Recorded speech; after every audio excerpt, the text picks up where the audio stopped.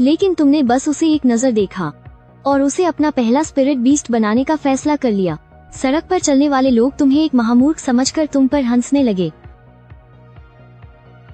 लेकिन तुमने उनकी परवाह किए बिना उस ऑक्टोपस बीस्ट को सीधा अपने बीस्ट स्पेस में रख लिया, क्योंकि सिर्फ तुम ही देख सकते थे कि इस ऑक्टोपस की एंशिएंट ब्लड लाइन कंपैटिबिलिटी 99% थी। घर लौटकर तुमने देखा कि वह छोटा ऑक्टोपस और भी कमजोर हो गया था, और तभी क्या एंशिएंट ब्लड लाइन को मिलाना है? तुम्हारे थोड़ा सा सोचने पर ही ब्लड लाइन की एक बूंद उस टेंटिकल बीस्ट के शरीर में समा गई। फ्यूजन कामयाब रहा। टेंटिकल बीस्ट की कमजोर ब्लड लाइन कथूलू की वर्जित ब्लड लाइन में बदल गई। जो बीस्ट मरने वाला था उसमें अब बदलाव आने लगा। वो अचानक बहुत तेजी से तड़पने लगा और फिर उसका आकार बढ़ने लगा। बढ़ते बढ़ते वो 2 मीटर से भी ज्यादा लंबा हो गया। उसका सिर ऑक्टोपस का और शरीर इंसान का था, साथ ही उसके चमगादड़ जैसे पंख भी थे। अरे बाप रे, ये तो सच में कथूलू है, ग्रेट ओल्ड वंस में से एक। तुम्हारे मुंह से हैरानी में चीख निकल गई। हालांकि अभी ये कथूलू बहुत छोटा था। असली कथूलू तो पहाड़ों से भी ऊंचा होता है। उसका एक वार पूरे फुसांग द्वीप को चकनाचूर कर सकता है। बस उसे एक नजर देखने पर ही अनगिनत भूत प्रेत तुम्हारे दिमाग में फुसफुसाने लगते हैं। लेकिन तभी तुम्हारे एफ रैंक वाले मिस्ट्री टैलेंट ने अपना काम किया और तुम्हारे दिमाग को तुरंत शांत कर दिया। उसी वक्त तुम्हारे सामने खड़े उस कथूलू ने धीरे से अपना सिर झुका लिया, जैसे वो तुम्हें अपना मालिक मान रहा हो। तुम खुशी से उछल पड़े। तुमने जल्दी से उस कथूलू की जानकारी चेक की। नाम कथूलू, उपाधि रिलाय का भगवान, समंदर की गहराइयों का राजा, महान कथूलू। टैलेंट अमरत्व, बुढ़ापे और बीमारियों का कोई असर नहीं, मौत का तो इस पर कोई असर ही नहीं होता। दूसरा टैलेंट रीजनरेशन, शरीर का कोई अंग कट जाए या चोट लगे तो बस कुछ ही सेकंड में ठीक हो जाता है। कथूलू के टैलेंट देखकर तुम्हें तो समझ ही नहीं आ रहा था कि क्या कहो। इसका मतलब था कि तुम्हारा कथूलू कभी नहीं मरेगा। भय मान गए ग्रेट ओल्ड वन को। अभी तो ये बच्चा है, फिर भी इतना खतरनाक है। जब ये बड़ा होगा तब क्या तबाही मचाएगा। कथूलू की कहानियों के अनुसार कथूलू खुद पानी के एलिमेंट का है, और सबसे बड़ी बात, कोई और एलिमेंट इसे हरा नहीं सकता। इस तरह तुम्हें एलिमेंट के दबाव का कोई डर नहीं था, और इसकी स्किल्स भी गजब के थे। टेंटेकल अटैक, और इसके साथ साथ तुम्हारी दोस्ती का लेवल भी फुल होकर लॉक हो चुका था। इसके धोखा देने का तो कोई चांस ही नहीं था। लेकिन कथूलू की बस एक ही कमजोरी थी, और तुम्हारा एफ रैंक का टैलेंट मिस्ट्री था। माना कि ये स्पिरिट बीस्ट को कोई पावर नहीं देता था, लेकिन इस टैलेंट वाले बीस्ट टेमर की दिमागी ताकत बहुत ज्यादा होती है। किसी भी तरह का दिमागी हमला इस पर बेअसर होता है। ये तो कथूलू के लिए एकदम परफेक्ट जोड़ी थी। अब कथूलू तुम्हारे पास था, तो बीस्ट टेमिंग के फाइनल एग्जाम में तुम्हें कौन हरा सकता था। और तभी तुम्हारे दिमाग में सिस्टम की आवाज गूंजी। नया टास्क, डीजिंग एकेडमी में एडमिशन पाना। इनाम एंशिएंट ब्लड लाइन की एक बूंद। डीजिंग एकेडमी पूरे दशिया देश की सबसे बेहतरीन एकेडमी है। तुमने बिना सोचे तुरंत इस टास्क को अपना लिया। हालांकि अभी फाइनल एग्जाम में टाइम था। कल तो बस एक मॉक टेस्ट था।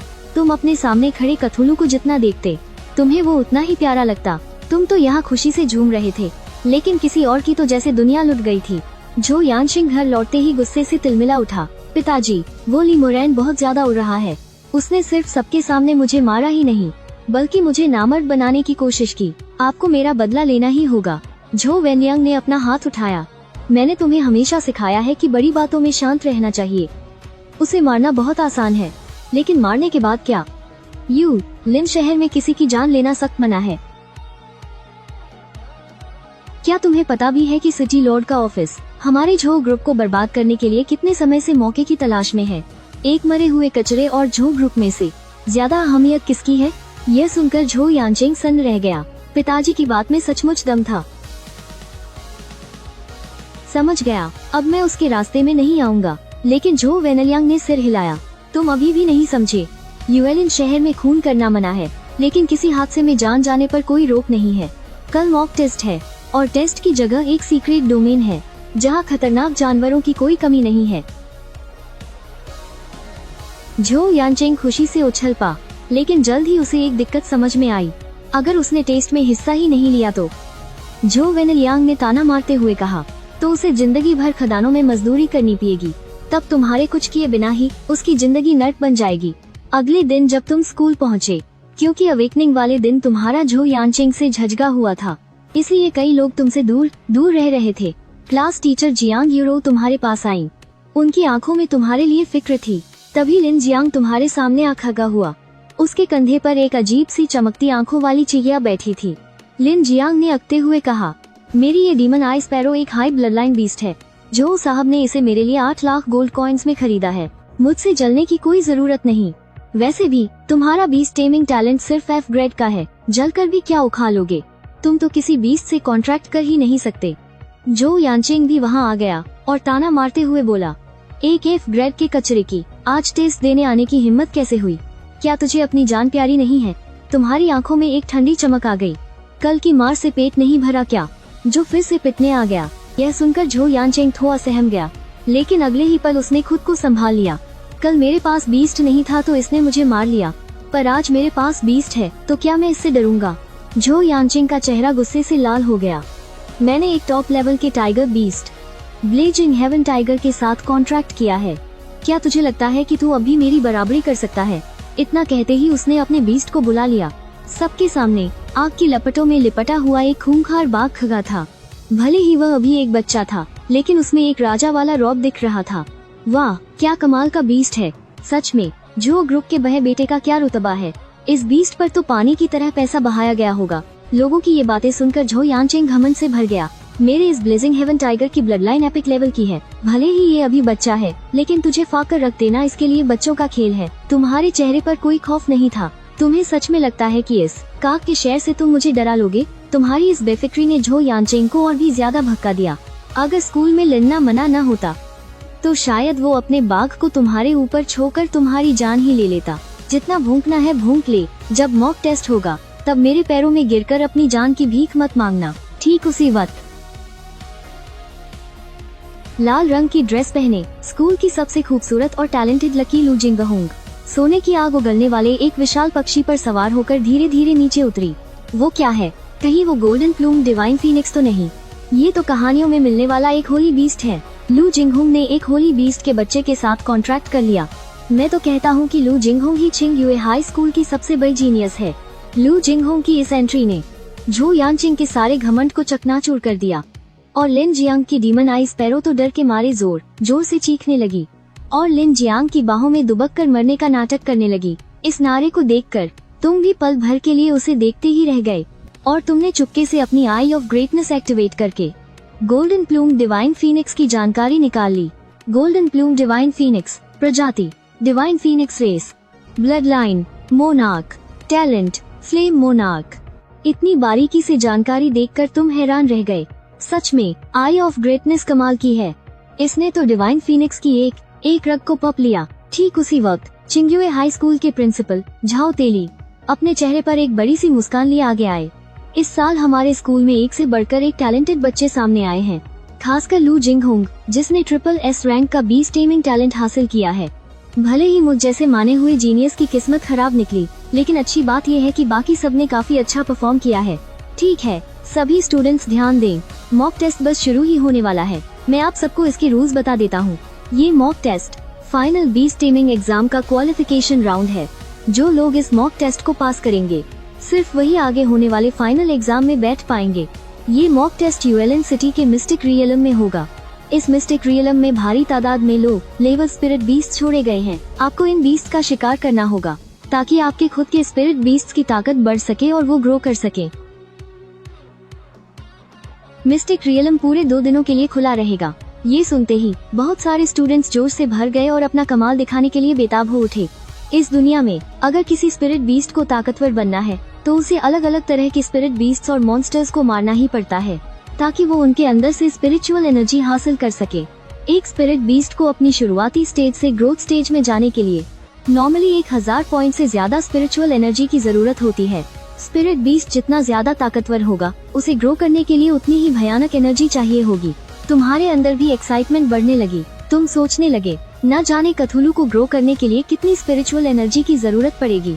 तभी प्रिंसिपल की आवाज फिर से गूंजी, सभी स्टूडेंट्स कृपया मेरे साथ मिस्टिक रियलम की तरफ चलें। स्कूल के बाहर पहले से ही कई बसें तैयार खड़ी थीं। हर क्लास के बच्चे अपनी अपनी बसों में चढ़ने लगे। कुछ ही देर में सब लोग मिस्टिक रियलम के एंट्री गेट पर पहुंच गए। यहाँ पहले से ही स्टूडेंट्स की भारी भीड़ जमा थी। तुम अपनी लाइन में सबसे आगे खड़े थे। तभी तुम्हारे पास खड़ी लू जिंगहोंग ने अचानक तुम्हारी तरफ मुड़कर कहा, मैं तुम्हें इस टेस्ट में अपनी टीम में शामिल होने की परमिशन देती हूँ। तुम उसकी बात सुनकर थोड़े चौंके और मुस्कुराते हुए पलटे। अरे वाह, हमारी खूबसूरत स्कूल ब्यूटी लू, मुझे अपनी टीम में क्यों बुला रही हैं? लू जिंगहोंग ने बड़ी ही बेरुखी से जवाब दिया, हाई स्कूल के इन 3 सालों में मैंने तुम्हारी बराबरी करने के लिए दिन रात एक कर दिया, लेकिन अब तुम्हारा कोई फ्यूचर नहीं बचा है, इसलिए मैं बस तुम्हारी थोड़ी मदद कर रही हूँ। इसके बाद से तुम और मैं एकदम अलग अलग दुनिया के लोग होंगे। उसकी आवाज में बहुत ज्यादा घमंड और रूखापन भरा था। ये बातें सुनकर तुम्हें बहुत अजीब और बुरा लगा। ये कोई मदद थोड़ी थी, ये तो साफ साफ तरस खाकर भीख देने जैसी बात थी। इसलिए तुमने भी एकदम ठंडे दिमाग से करारा जवाब दिया, मुझे तुम्हारी कोई जरूरत नहीं है। इतना कहकर तुम सीधे मिस्टिक रियलम के अंदर चले गए। लू जिंगहोंग की आंखों में हल्की सी निराशा नजर आई। जो इंसान अपनी कमजोरी को एक्सेप्ट नहीं कर सकता, वो कभी ताकतवर भी नहीं बन सकता। अगर तुम्हें मेरी भलाई समझ नहीं आ रही, तो बाद में जब मैं चुपचाप तमाशा देखूं, तो मुझे दोष मत देना। तभी अचानक एक तेज रोशनी चमकी और तुम खुद को एक अनजान और घने जंगल में पाते हो। तुमने अपना बायां हाथ खोला, तुम्हारी हथेली पर एक हल्के पीले रंग का अजीब सा निशान चमकने लगा। तुम अपने दिमाग की पावर से इस निशान को कंट्रोल कर सकते थे, ताकि खुद को इस बिगिनर मिस्टिक रियलम से बाहर टेलीपोर्ट कर सको। तुम अभी कुछ ही कदम चले थे कि तुम्हें एक अजीब सी आवाज सुनाई दी। एक ट्रांसपेरेंट सा सांप रेंगते हुए धीरे धीरे तुम्हारी तरफ आ रहा था। उसकी लाल रंग की लंबी जीभ बार बार बाहर निकल रही थी, लेकिन वो देखने में बहुत ही क्यूट लग रहा था। अरे, ये तो एक वॉयड स्पिरिट स्नेक है। तुमने उसे तुरंत पहचान लिया। इसकी मासूम और क्यूट शक्ल पर बिल्कुल मत जाना, क्योंकि इसका जहर बहुत ही ज्यादा खतरनाक होता है। ये वॉयड स्पिरिट स्नेक अभी भी बड़ी हैरानी से तुम्हें घूर रहा था। ऐसा लग रहा था जैसे वो तुम्हें अपने पास बुलाने की कोशिश कर रहा हो। काफी चालाक था वो, लेकिन तुम पर इसकी ये चालाकी काम नहीं आने वाली थी। तुमने तुरंत ही कथूलू को समन किया। महान कथूलू तुम्हारे सामने प्रकट हुआ। एक घने काले धुएं ने उसे चारों तरफ से घेर लिया, जिसकी वजह से उसका असली रूप किसी को साफ साफ दिखाई नहीं दे रहा था। कथूलू के सामने आते ही उस वॉइड स्पिरिट स्नेक की तो जैसे जान ही निकल गई। वो तुरंत वहाँ से जान बचाकर भागने लगा, लेकिन कथूलू उसे इतनी आसानी से कहाँ छोड़ने वाला था। धुएं के अंदर से बिजली की रफ्तार से एक लंबी सी टेंटिकल बाहर निकली और उसने तुरंत उस वॉइड स्पिरिट स्नेक को कसकर जकड़ लिया। बस जरा सा दबाव पड़ा और वो वॉइड स्पिरिट स्नेक खून के फव्वारे में बदल गया। वाह, कथूलू की बात ही कुछ और है। भले ही वॉइड स्पिरिट स्नेक एक बहुत कमजोर स्पिरिट बीस्ट होता है, लेकिन उसकी स्पीड गजब की होती है। किसी आम इंसान के लिए इसे मार पाना इतना आसान नहीं होता, लेकिन कथूलू ने इसे चुटकियों में खत्म कर दिया। कथूलू ने लेवल 1 के वॉइड स्पिरिट स्नेक को मारा और 10 पॉइंट स्पिरिचुअल एनर्जी हासिल की। ठीक उसी पल तुम्हें अचानक सिस्टम का एक मैसेज मिला, कथूलू का ग्रोथ लेवल 10,000 में से 10। कथूलू को अपग्रेड करने के लिए 10,000 स्पिरिट पॉइंट चाहिए। ये तो बाकी पेज से 10 गुना ज्यादा है। ये देखकर तो तुम्हारे चेहरे का रंग ही उड़ गया। इसका मतलब अगर सिर्फ घोस्ट स्नेक को मारे तो कथूलू को अपग्रेड करने के लिए एक दिन में 500 सांप मारने होंगे। खैर छोड़ो, वैसे भी कथूलू इस जगह पर लगभग अजेय है। बस मारते हुए आगे बढ़ते हैं। ये सोचते ही तुम्हारी रफ्तार और तेज हो गई। कथूलू ने लेवल 2 के विंड वुल्फ को मार गिराया। जंगली स्पिरिट बीस्ट पालतू पेज से काफी अलग होते हैं। इनका लेवल 1 से लेकर 99 तक होता है। लेवल 1 से 10 तक के मॉन्स्टर्स पालतू पेज के बचपन वाले फेज के बराबर होते हैं। इस शुरुआती सीक्रेट जोन में सिर्फ 10 लेवल से नीचे के मॉन्स्टर्स ही नहीं हैं, इसके एकदम अंदर वाले हिस्से में 10 लेवल से ऊपर के मॉन्स्टर्स भी मिलते हैं। उन्हें तो बाकायदा मार्क भी किया गया है, ताकि कोई भी स्टूडेंट वहां जाने की गलती ना करे। लेकिन तुम तो पक्का वहीं जाओगे। इसके बाद का सारा वक्त तुमने कथूलू के साथ मॉन्स्टर्स को मारते हुए उस गहरे इलाके की तरफ जाना शुरू कर दिया। करीब 2-3 घंटे चलने के बाद तुम्हें अचानक एक वार्निंग मिली, तुम सीक्रेट जोन के सबसे खतरनाक हिस्से में हो। ये जगह बहुत ही खतरनाक है, कृपया तुरंत यहाँ से चले जाएं। तुम्हारी हथेली का निशान भी पीली रोशनी के साथ चमकने लगा। वो तुम्हें वहाँ से भागने का इशारा कर रहा था। हाँ, तुमने कहा और मैं मान लूँ। ऐसा किया तो मैं बहुत बड़ा डरपोक लगूंगा। तो बस तुम कथूलू को लेकर उस खतरनाक गहराई में उतर गए। दूसरी तरफ जो यानचिंग अपने चमचों के साथ पूरे जोन में तुम्हें ही ढूंढ रहा था, लेकिन तुम्हारा कहीं कोई नामो निशान नहीं था। इस बात से यानचिंग गुस्से से पागल हो रहा था। तभी एक चमचे ने कांपते हुए कहा, वो बॉस, आपको क्या लगता है कहीं वो उस गहरे वाले इलाके में तो नहीं चला गया? बाकी लड़के भी उसकी हाँ में हाँ मिलाने लगे। हमने बाहर हर जगह छान मारी है, पर वो कहीं नहीं मिला। अब उस अंदरूनी हिस्से के अलावा कोई और जगह बची ही नहीं है। ये सुनते ही झोउ यानचिंग का चेहरा गुस्से से लाल हो गया। वो एफ रैंक के टैलेंट वाला कचरा, उसकी इतनी हिम्मत कि वो जोन के अंदर तक चला जाए। क्या उसे अपनी जान प्यारी नहीं है? ठीक उसी वक्त एक और लड़का हांफते हुए दौड़कर आया। बॉस, मुझे वो मिल गया। वो सीधे अंदर की तरफ गया है। यानचेंग गुस्से से फुफकार उठा। उस नाकारा की सच में मरने की जल्दी है। मेरे पीछे आओ, भले ही वो पाताल में छुप जाए, मैं उसे अपने हाथों से जिंदा गाड़ दूंगा। पर बॉस, उसके पास शायद कोई बहुत ही ताकतवर मॉन्स्टर है। वो लड़का कुछ और भी कहना चाहता था, लेकिन यानचेंग ने उसकी एक ना सुनी। वो तुरंत बाकी सबको लेकर उस तरफ निकल पड़ा। सीक्रेट जोन में गहराई तक आते आते कथुलू का लेवल 1/3 तक बढ़ चुका था। आसमान में सूरज ढल रहा था और तुम अपने शिकार किए हुए मैग्नेटिक शीप का मटन भूनने में लगे थे। कुछ ही देर में वो भूनकर तैयार हो गया। तुमने तुरंत एक टुकड़ा मुंह में डाला। वाह, क्या स्वाद है। तभी तुम्हारे पास बैठे कथुलू ने अचानक एक अजीब सी आवाज निकाली। उसके टेंटिकल्स धीरे धीरे हिल रहे थे। अच्छा, तुम्हें भी खाना है। ये देखकर तुमने तुरंत मटन का एक टुकड़ा उसकी तरफ बढ़ा दिया। कथुलू को भी गर्म गर्म खाने से कोई डर नहीं था। उसने बस उसे लपेटा और एक ही बार में निगल गया। ठीक उसी समय कुछ परछाइयां तुम्हारी तरफ बढ़ रही थीं। वो रही आग की रोशनी। वहाँ कोई है, जल्दी चलो। इस शोरगुल ने तुम्हारा ध्यान भी अपनी तरफ खींच लिया। तुमने मुड़कर देखा तो कुछ लोग तुम्हारी तरफ दौड़े चले आ रहे थे। उनके बीच वाले लड़के को देखकर तुम्हारे माथे पर सिकुड़न आ गई। तुम्हें देखते ही झो यानचेंग खुशी से पागल हो गया। तू क्या सोच रहा था? इस जोन के अंदर घुस जाएगा तो मैं तुझे ढूंढ नहीं पाऊंगा। अब देखता हूँ कि तू बचकर कहाँ भागता है। तुमने आराम से अपने मुंह से लगा तेल पोंछा। मैं क्यों भागूंगा? नहीं भागेगा तो समझ ले आज ही तेरी मौत का दिन है। तुम मुझे मारने आए हो। तुम्हें पता नहीं है क्या कि शहर के अंदर मर्डर करना मना है? झो यानचेंग ने घमंड से मुस्कुराते हुए कहा। मुझे अच्छे से पता है, लेकिन शहर के अंदर कोई हादसे में मर जाए तो वो जुर्म नहीं होता, और यहाँ तेरे अलावा कोई दूसरा नहीं है। अगर मैं इसे ऐसा दिखा दूं कि तुझे किसी जादुई जानवर ने मारा है तो किसे पता चलेगा कि ये मेरा काम है। ये सुनकर तू एकदम से खुश हो गया। अच्छा, तो ऐसा भी किया जा सकता है। झो यानचेंग, तू तो सच में बहुत बड़ा जीनियस है। ये सुनकर झो यानचेंग और जोर से हंसने लगा। तुझे पता चल गया, यही बहुत है। मेरे पापा बचपन से ही कहते हैं कि मैं बहुत होशियार हूँ। तभी पास खाए एक चेले ने टोकते हुए कहा। बॉस जो, वो घुमा फिरा कर आपको बेवकूफ बोल रहा है। ये सुनते ही झो यानचेंग आग बबूला हो गया। तेरी इतनी हिम्मत कि तू मुझे गाली दे। आज तो तू पक्का मरेगा। ब्लेजिंग टाइगर, हमला कर दे। आग की लपटों से घिरा हुआ वो खूंखार ब्लेजिंग टाइगर सीधे झो यानचेंग के बुलाने पर बाहर आ गया। लेकिन बाहर आते ही वो खूंखार टाइगर अचानक डर के मारे कांपने लगा, जैसे उसने कोई बहुत ही भयानक चीज देख ली हो। झो यानचेंग एकदम हैरान रह गया। ब्लेजिंग टाइगर, तुझे क्या हो गया है? जल्दी हमला कर, इस कचरे को जान से मार दे। लेकिन उस टाइगर ने आगे बढ़ने के बजाय कांपते हुए जमीन पर अपने घुटने टेक दिए और एक डरी हुई बिल्ली की तरह म्याऊं करने लगा। तूने एक ठंडी मुस्कान के साथ कहा, लगता है तेरे इस टाइगर की तो हवा निकल गई, तो फिर मैं ही शुरू करता हूँ। तभी एक काले रंग का टेंटिकल बिजली की रफ्तार से बाहर निकला और उसने सीधे उस ब्लेजिंग टाइगर को जकड़ लिया। टेंटिकल की पक इतनी मजबूत थी कि वो खूंखार टाइगर वहीं के वहीं कुचला गया। एपिक लेवल का वो जादुई जानवर चीख तक नहीं पाया। झो यानचेंग डर के मारे सुन न पा गया। ये क्या चीज है? मेरा ब्लेजिंग टाइगर। बॉस, जरा उसके जानवर को तो देखिए। तब जाकर उन लोगों ने साफ साफ देखा, तेरे बगल में एक बहुत बड़ा और खौफनाक मॉन्स्टर खड़ा था, जिसका पूरा शरीर काले धुएं से ढका हुआ था और उसमें से ऑक्टोपस जैसे टेंटिकल्स निकल रहे थे। ये कौन सा मॉन्स्टर है तेरा? झो यानचेंग और उसके चेलों की तो सिटी पिटी गुम हो गई। तेरे चेहरे पर एक शैतानी मुस्कान आ गई। जब तुम लोगों ने मुझे मारने के लिए इतनी मेहनत की ही है, तो फिर अब तुम सब यही मरोगे। इसके बाद तूने तुरंत अपने मॉन्स्टर कथुलू को मास मैडनेस पावर यूज करने का हुक्म दिया। जैसे ही वो खौफनाक आवाज चारों तरफ फैली, झो यानचेंग और उसके चेलों के होश उड़ गए जब उन्होंने देखा कि उनका शरीर उन्हें कंट्रोल में ही नहीं है। उनकी आंखों में खौफ साफ दिख रहा था। वो मुंह खोलकर कुछ बोलना चाहते थे, लेकिन एक लफ्ज नहीं निकाल पाए और देखते ही देखते उनकी आंखों की पुतलियां पलट गईं। फिर वो सब एक साथ अजीब से मंत्र पढ़ने लगे और पागलों की तरह अजीब अजीब हरकतें करने लगे। कुछ ही सेकंड्स बाद वो सब एक दूसरे पर जानलेवा हमला करने लगे। लगभग 30 सेकंड बाद उनके शरीर से एक अजीब सी रोशनी निकलने लगी और उनका शरीर टूटकर बिखरने लगा, जब तक कि वो पूरी तरह से हवा में गायब नहीं हो गए। फियर फेथ, 7 इंसानों की बलि भूल हुई।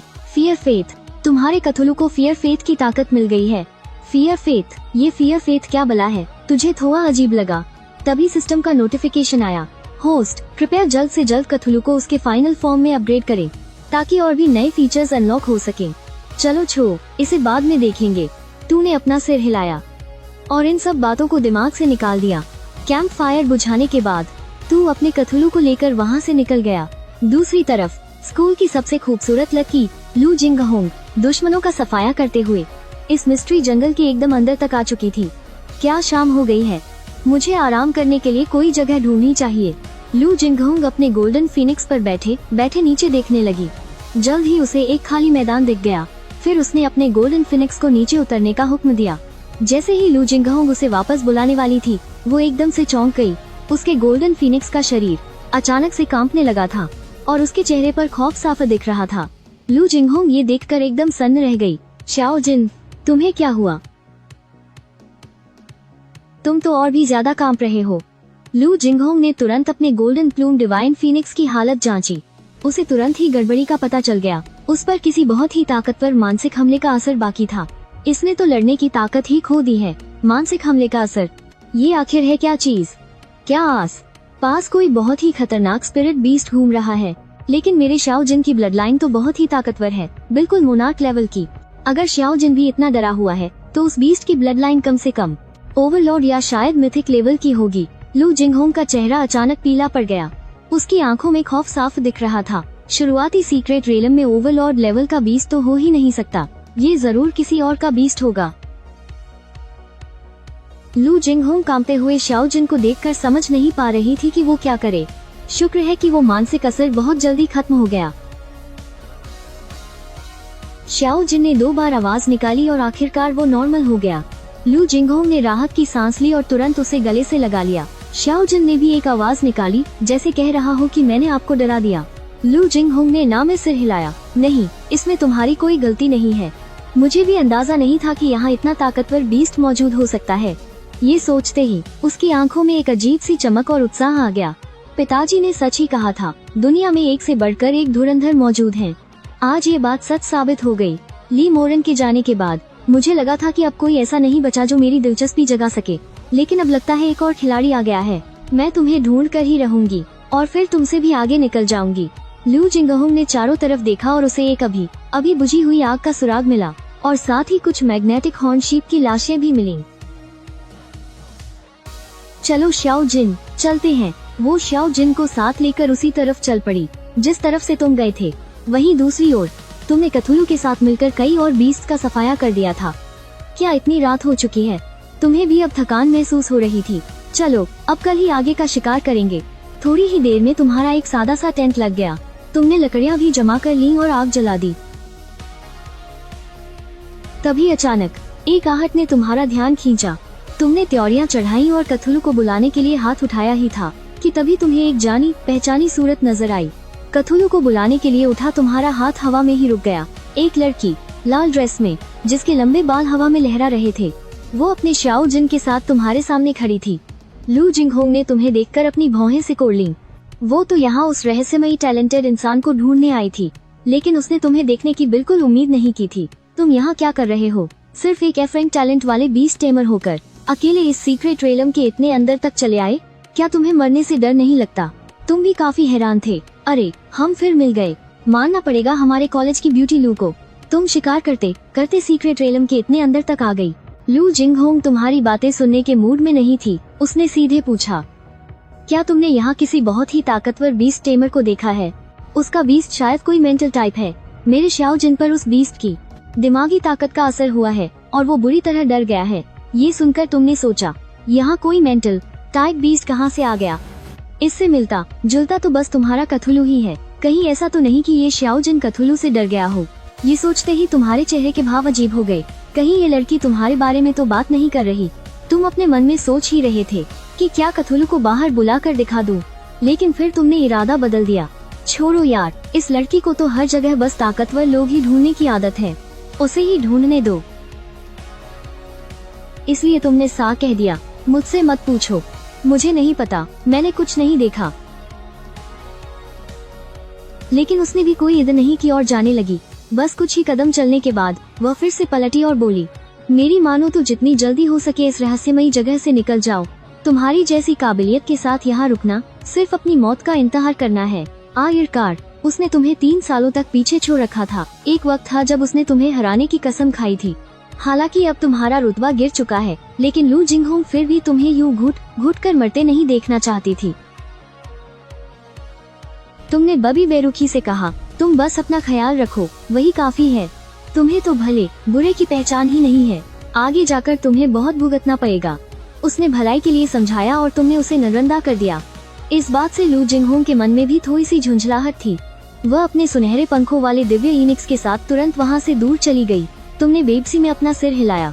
तुम अपने टेंट में गए, स्लीपिंग बैग बिछाया और बस एक चैन की नींद सोने की तैयारी करने ही वाले थे कि तभी एक बेहद तीखी और डरावनी चीख सुनाई दी। तुम जैसे ही टेंट से बाहर निकले, तुम्हारे होश उड़ गए। तुमने देखा कि लू जिंगहोंग अपने सुनहरे ईनिक्स पर सवार होकर आसमान में उड़ रही थी। अभी वो थोड़ी ही दूर गई थी कि अचानक चारों तरफ से कुछ विशाल चीलें उस पर झपट पईं। वो लगातार सुनहरे जीनिक्स पर हमला कर रही थी। वो नीले पंखों वाली खूंखार चीलें थीं। तुमने उन्हें तुरंत पहचान लिया। नीले पंखों वाली चीलें बेहद ही खूंखार जादुई जानवर होती हैं, खासकर इस नए रहस्यमयी क्षेत्र में। हालांकि लू जिंगहोंग का सुनहरा जीनिक्स एक बेहद ताकतवर नस्ल का था, लेकिन अभी वो सिर्फ एक बच्चा ही था। उन विशाल चीलों के सामने वो बिल्कुल भी टिक नहीं पा रहा था, और वो भी तब जब एक साथ कई चीलों ने हमला कर दिया हो। लू जिंगहोंग आसमान में अपना संतुलन नहीं बना पाई और एक दर्दनाक चीख के साथ वो सीधे नीचे गिर पई। उस लड़की का शरीर जितना नाजुक था, इतनी ऊंचाई से गिरने के बाद उसका बचना नामुमकिन था। हमेशा मुसीबत ही मोल लेती है। यह देखकर तुम भी खुद को रोक नहीं पाए। तुमने बिना सोचे सीधे कथुलू को बुला लिया। देखते ही देखते कथुलू के पूरे शरीर से एक गहरा काला धुआं उफरने लगा। उस काले धुएं ने तुम्हें भी अपने घेरे में ले लिया और फिर उसकी रफ्तार सोच से भी कहीं ज्यादा तेज थी। पलक झपकते ही वो लू जिंगहोंग के ठीक नीचे पहुंच गया। उसकी कई खौफनाक सूंहों ने पल भर में उन चीलों के आर पार वार कर दिया और फिर उसने बड़े ही आराम से उसे मीन पर उतार दिया। सुनहरा जीनिक्स अपनी मालकिन को बचाने के लिए तेजी से नीचे उगा, लेकिन तभी उसने कुछ ऐसा भयानक देख लिया कि उसका पूरा शरीर खौफ से कांप उठा। उसने डर के मारे खुद को अपने ही पंखों में समेट लिया। वहीं लू जिंगहोंग ने बड़ी मुश्किल से अपनी आंखें खोलीं। उसने उलझन में अपने चारों तरफ देखा। क्या मैं इंदा हूँ? श्याओ जिन, तुम्हें क्या हुआ? जैसे ही वो पीछे मुड़ी, उसने एक ऐसा नारा देखा जिसे वो मरते दम तक नहीं भूल सकती थी। एक खूंखार राक्षस जो 2 मीटर से भी ज्यादा लंबा था। उसका सिर ऑक्टोपस जैसा, शरीर इंसान जैसा और पंख किसी चमगादड़ जैसे थे। उसका पूरा शरीर एक गहरे काले धुएं में लिपटा हुआ था और उसके बगल में एक इंसान खड़ा था जिसका चेहरा उस काले धुएं के पीछे छिपा हुआ था। उस इंसान से एक ऐसी डरावनी ऊर्जा निकल रही थी जो सीधे दिमाग पर असर कर रही थी। लू जिंगहोंग ने बस उसे एक नगर देखा और ऐसा लगा जैसे उसका दिमाग सुन्न पर गया हो। वो पागलपन की हद तक जाने वाली थी। घबराकर उसने अपनी नरें हटा ली। वो बुरी तरह से सहम चुकी थी। तो ये तुम हो? लू जिंगहोंग को समझने में देर नहीं लगी। यही वो जीनियस है जिसकी उसे तलाश थी। तुमने गुस्से से उसे डांटते हुए कहा, क्या तुम्हारे 3 साल के ज्ञान पर पानी फिर गया है? रात का वक्त इन नीली चीलों के शिकार करने का सबसे मुख्य समय होता है, फिर भी तुम आसमान में उड़ने की बेवकूफी कर रही हो। जान प्यारी नहीं है क्या? तुम्हारी यह आवाज कथुलू के धुएं से होकर गुरी, जिस वजह से वो और भी ज्यादा रहस्यमयी और खौफनाक लग रही थी। और उस घने काले धुएं के कारण लू जिंगहोंग यह देख ही नहीं पाई कि उसके सामने खड़े इंसान तुम ही हो। इस डांट से वो एक पल के लिए डर गई थी, लेकिन जल्दी ही उसने खुद को संभाल लिया। वो इस अजनबी इंसान को बिल्कुल नहीं जानती थी, तो भला ये उसे इस तरह डांटने वाला होता कौन है? लू जिंगहोंग धीरे से उठी। उसने गुस्से से अपने दांत पीसे और उसके चेहरे पर अब एक अजीब सी नाराजगी और मायूसी छाई हुई थी। मेरी जान बचाने के लिए बहुत बहुत शुक्रिया, लेकिन मेरे मामलों के फैसले मैं खुद ले सकती हूँ। उसके सामने खड़ा ये इंसान वो जीनियस था जिसे उसे हर हाल में पीछे छोड़ना था, इसीलिए वो उसके सामने कमजोर नहीं पड़ना चाहती थी। उसकी बात सुनकर तुम्हें एक तंज भरी हंसी आ गई। खुद फैसले लोगी हैं? अगर मैंने सही वक्त पर तुम्हें नहीं देखा होता तो आज तुम्हारी मौत पक्की थी। ये बेवकूफी नहीं तो और क्या है? लू जिंगहोंग ने अपना चेहरा घुमा लिया और चुप रही। वो हार मानने को बिल्कुल तैयार नहीं थी। उसे इस तरह जिद करते देख तुम्हें बड़ी उलझन हुई। हाई स्कूल के उन 3 सालों में तुम इस लड़की के मिजाज को अच्छी तरह समझ चुके थे। ये तो नस ही ऐसी है। तुमने खींचते हुए कहा, जैसी तुम्हारी मर्जी, लेकिन अगर बाद में कुछ गड़बड़ हुई तो मुझे मत कोसना कि मैंने तुम्हें चेतावनी नहीं दी थी। ये कहते हुए तुम जैसे ही पलटे, तुम्हें वहाँ से जाते देख लू जिंगहोंग एकदम से बेचैन हो उठी। रुको, प्लीज मुझे अपना नाम और अपने स्कूल का नाम तो बताते जाओ। मैं लू जिंगहोंग हमेशा अपना एहसान चुकाती हूँ। तुम्हारी इस मदद को मैं जिंदगी भर नहीं भूलूंगी। ये सुनते ही तुम्हारे चेहरे के भाव बड़े मजेदार हो गए। क्या तुमने मुझे पहचाना नहीं? लू जिंगहोंग भी थोड़ी कंफ्यूज हो गई। तुम्हारा पूरा शरीर एक घने कोहरे में लिपटा हुआ था। उसे बस तुम्हारी एक धुंधली सी परछाई ही नजर आ रही थी, इसलिए उसने नमे सिर हिला दिया। तब जाकर तुम्हें एहसास हुआ कि तुम सीथुलू के बहुत ही करीब खड़े हुए थे। सीथुलू के उस अजीब से कोहरे ने तुम्हें भी अपनी चपेट में ले लिया था। पर मेरी आवाज तो वैसी ही होनी चाहिए ना। फिर तुम्हें तुरंत ही समझ आ गया कि तुम्हारी आवाज उस कोहरे से होकर गुजर रही थी, और शायद इसी वजह से वो काफी बदल भी गई थी। तुम मुझे बा कहकर बुला सकती हो, और स्कूल के बारे में जानकर तुम क्या ही करोगी। जब बीस्ट टेमिंग का फाइनल एग्जाम होगा तब तुम्हें मेरी असलियत खुद पता चल जाएगी। ये कहकर तुम बड़े ही कूल अंदाज में वहाँ से पलट गए और सीथुलू को अपने साथ लेकर वहाँ से निकल गए। ऐसा अजीबोगरीब नाम सुनकर लू जिंगहोंग को लगा कि दाल में कुछ काला है, लेकिन तुम्हारी दूर जाती हुई पीठ को देखकर उसके अंदर अचानक से एक जबरदस्त जोश और लड़ने का जज्बा जाग उठा।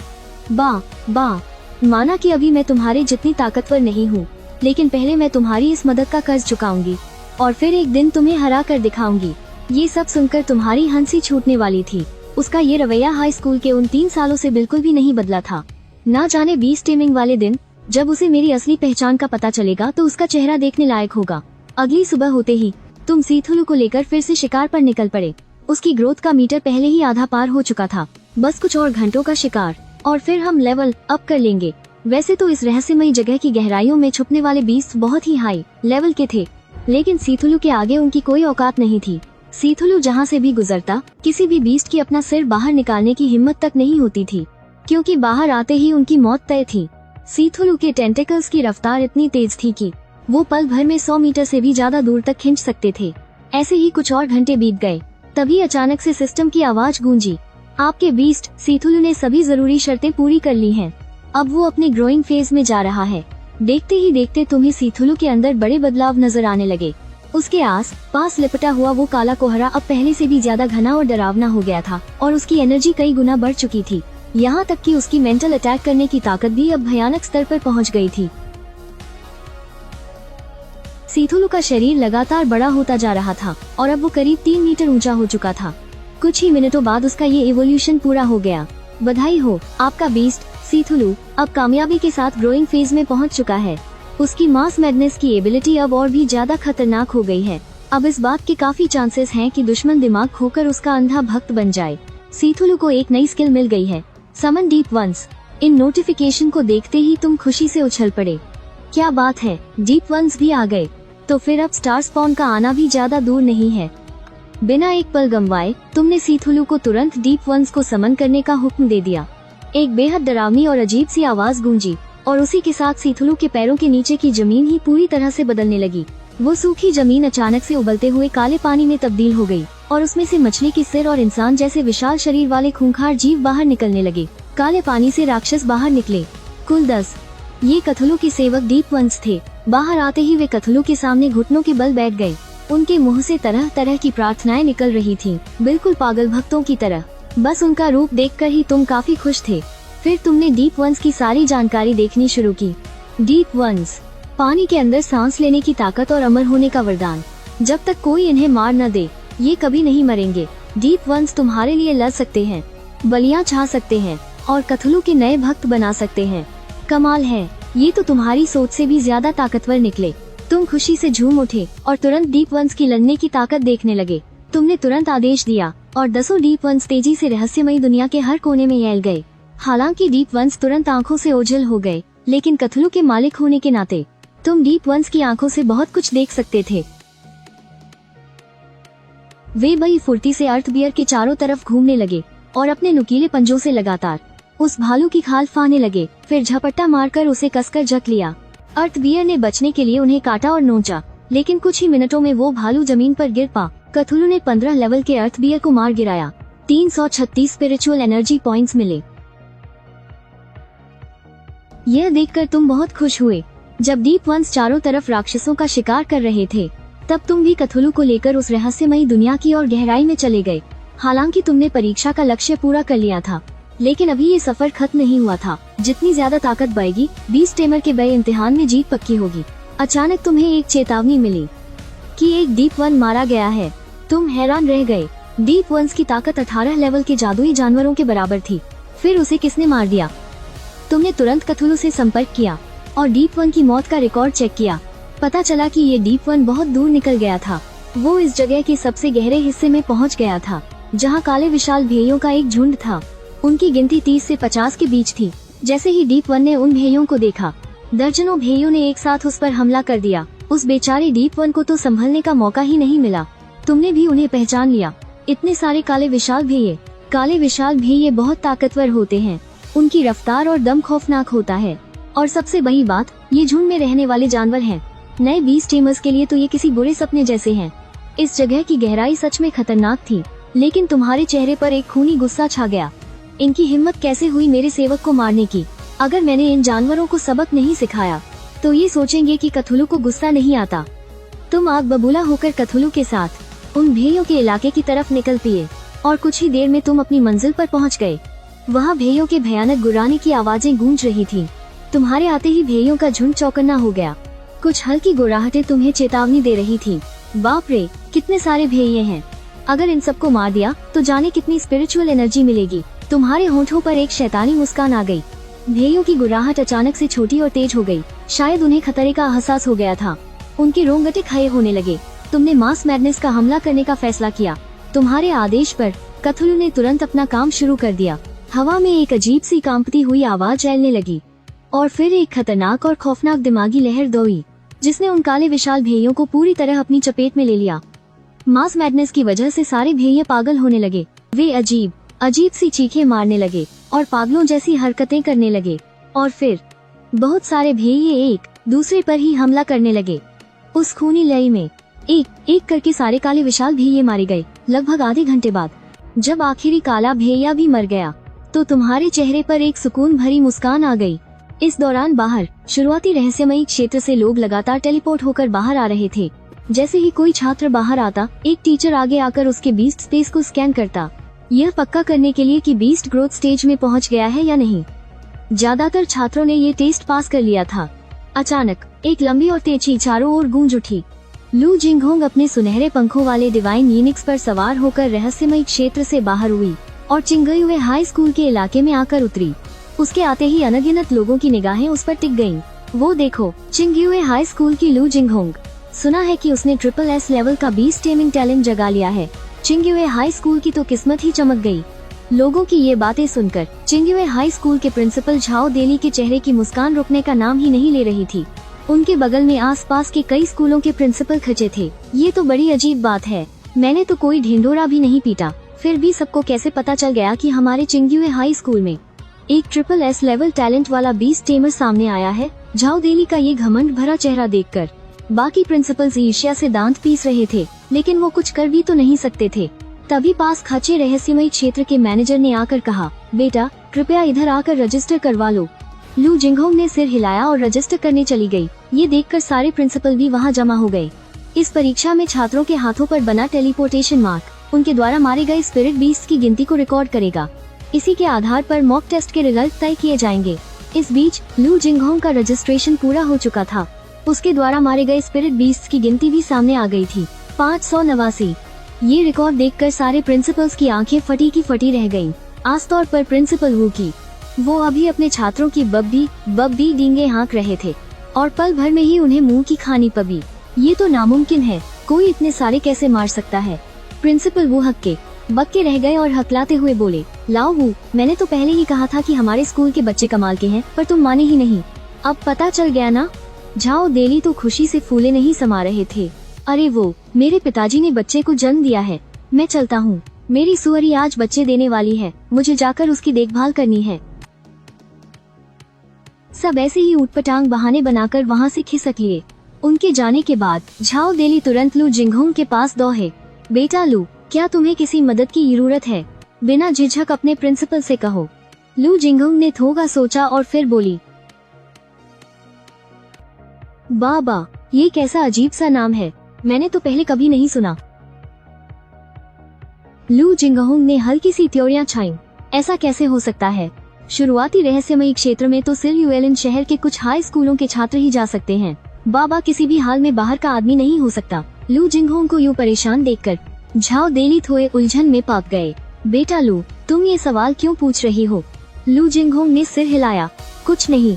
बाबा के हाथों बुरी तरह हारने की बात लू जिंगहोंग किसी को भी बताना नहीं चाहती थी। आयर ये उसके आत्मसम्मान की बात थी।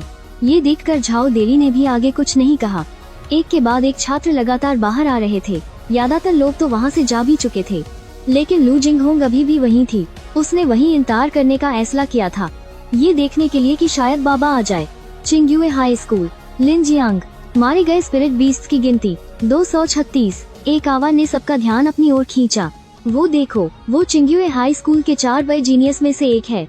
सच में, ये तो नाम के मुताबिक ही कमाल का है। लोगों की ये तारीफें सुनकर लिन जियांग खुशी से फूला नहीं समा रहा था। उसकी चाल में भी एक अलग ही गुरूर आ गया था। जल्द ही वो स्कूल के इलाके में लौट आया। झाओ देली ने बहुत ही ठंडे स्वर में कहा, अच्छा किया, आगे और भी मेहनत करना। लू जिंगहोंग की तुलना में झाओ देली ने लिन जियांग की बस मामूली सी ही हौसला अफजाई की थी। अब तक शाम हो चुकी थी। बाहर आने वाले लोगों की गिनती कम होती जा रही थी। प्रिंसिपल सर, लू जिंगहोंग, क्या आप लोगों ने ली मोरान को देखा है? क्लास टीचर जियांग यूरो भागते हुए वहाँ पहुँची। यह देखकर झाओ देली ने तुरंत पूछा, टीचर जियांग, आप इतनी घबराई हुई क्यों हैं? जियांग यूरो ने धीमी और डरी हुई आवाज में कहा, ली मोरान को रहस्यमयी लोक में गए हुए 2 दिन हो गए हैं। उसका टैलेंट भी बहुत कमजोर है और वो अब तक बाहर नहीं आया है। मुझे बहुत डर लग रहा है। यह सुनकर झाओ देली के माथे पर भी सिलवटें पड़ गईं।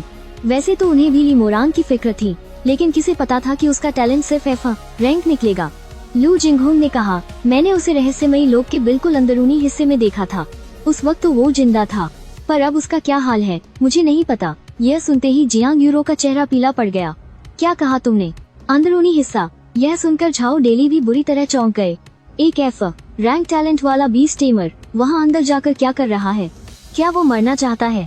शुरुआती रहस्यमयी लोक बंद होने में अब सिर्फ 3 मिनट बचे थे। झाओ देली ने गंभीर आवाज में कहा, टीचर जियांग, दरवाजा बस बंद होने ही वाला है।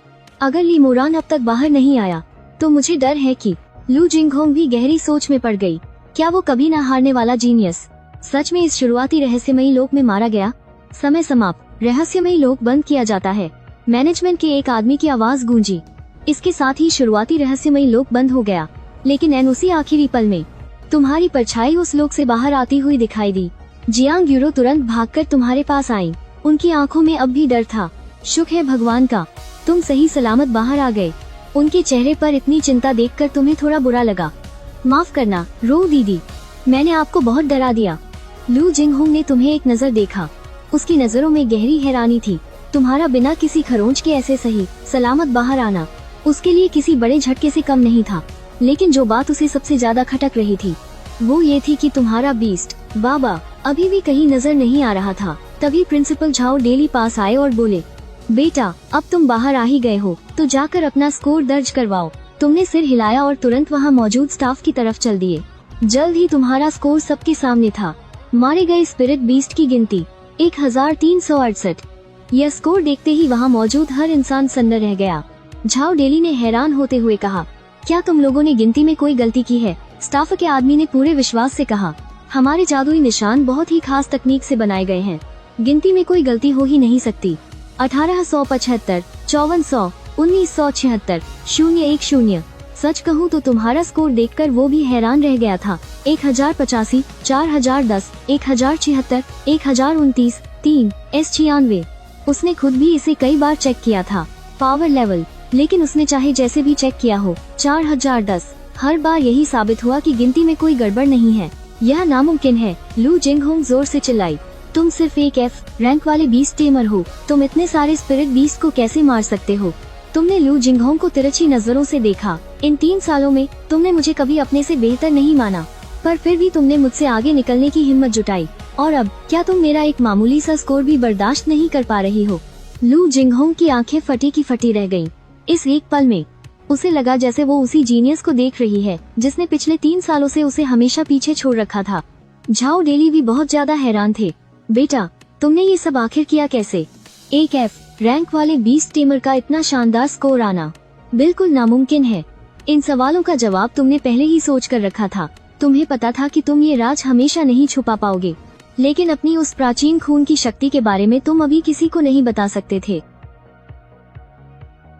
तुम्हारा क्या मतलब है? कहीं ऐसा तो नहीं कि तुमने डबल टैलेंट हासिल कर लिया है? तुमने हामी में सिर हिलाया। सिर्फ डबल टैलेंट ही नहीं, ये एक चेन टैलेंट है। मेरा दूसरा टैलेंट मेरे पहले टैलेंट के साथ जुड़कर SSS लेवल के टैलेंट से भी कहीं ज्यादा ताकत पैदा कर सकता है। यह सुनते ही झाओ डे ली खुद को रोक नहीं पाए और से हंसने लगे। ऊपर वाले की हमारे छिंगयुए हाई स्कूल पर बड़ी कृपा है।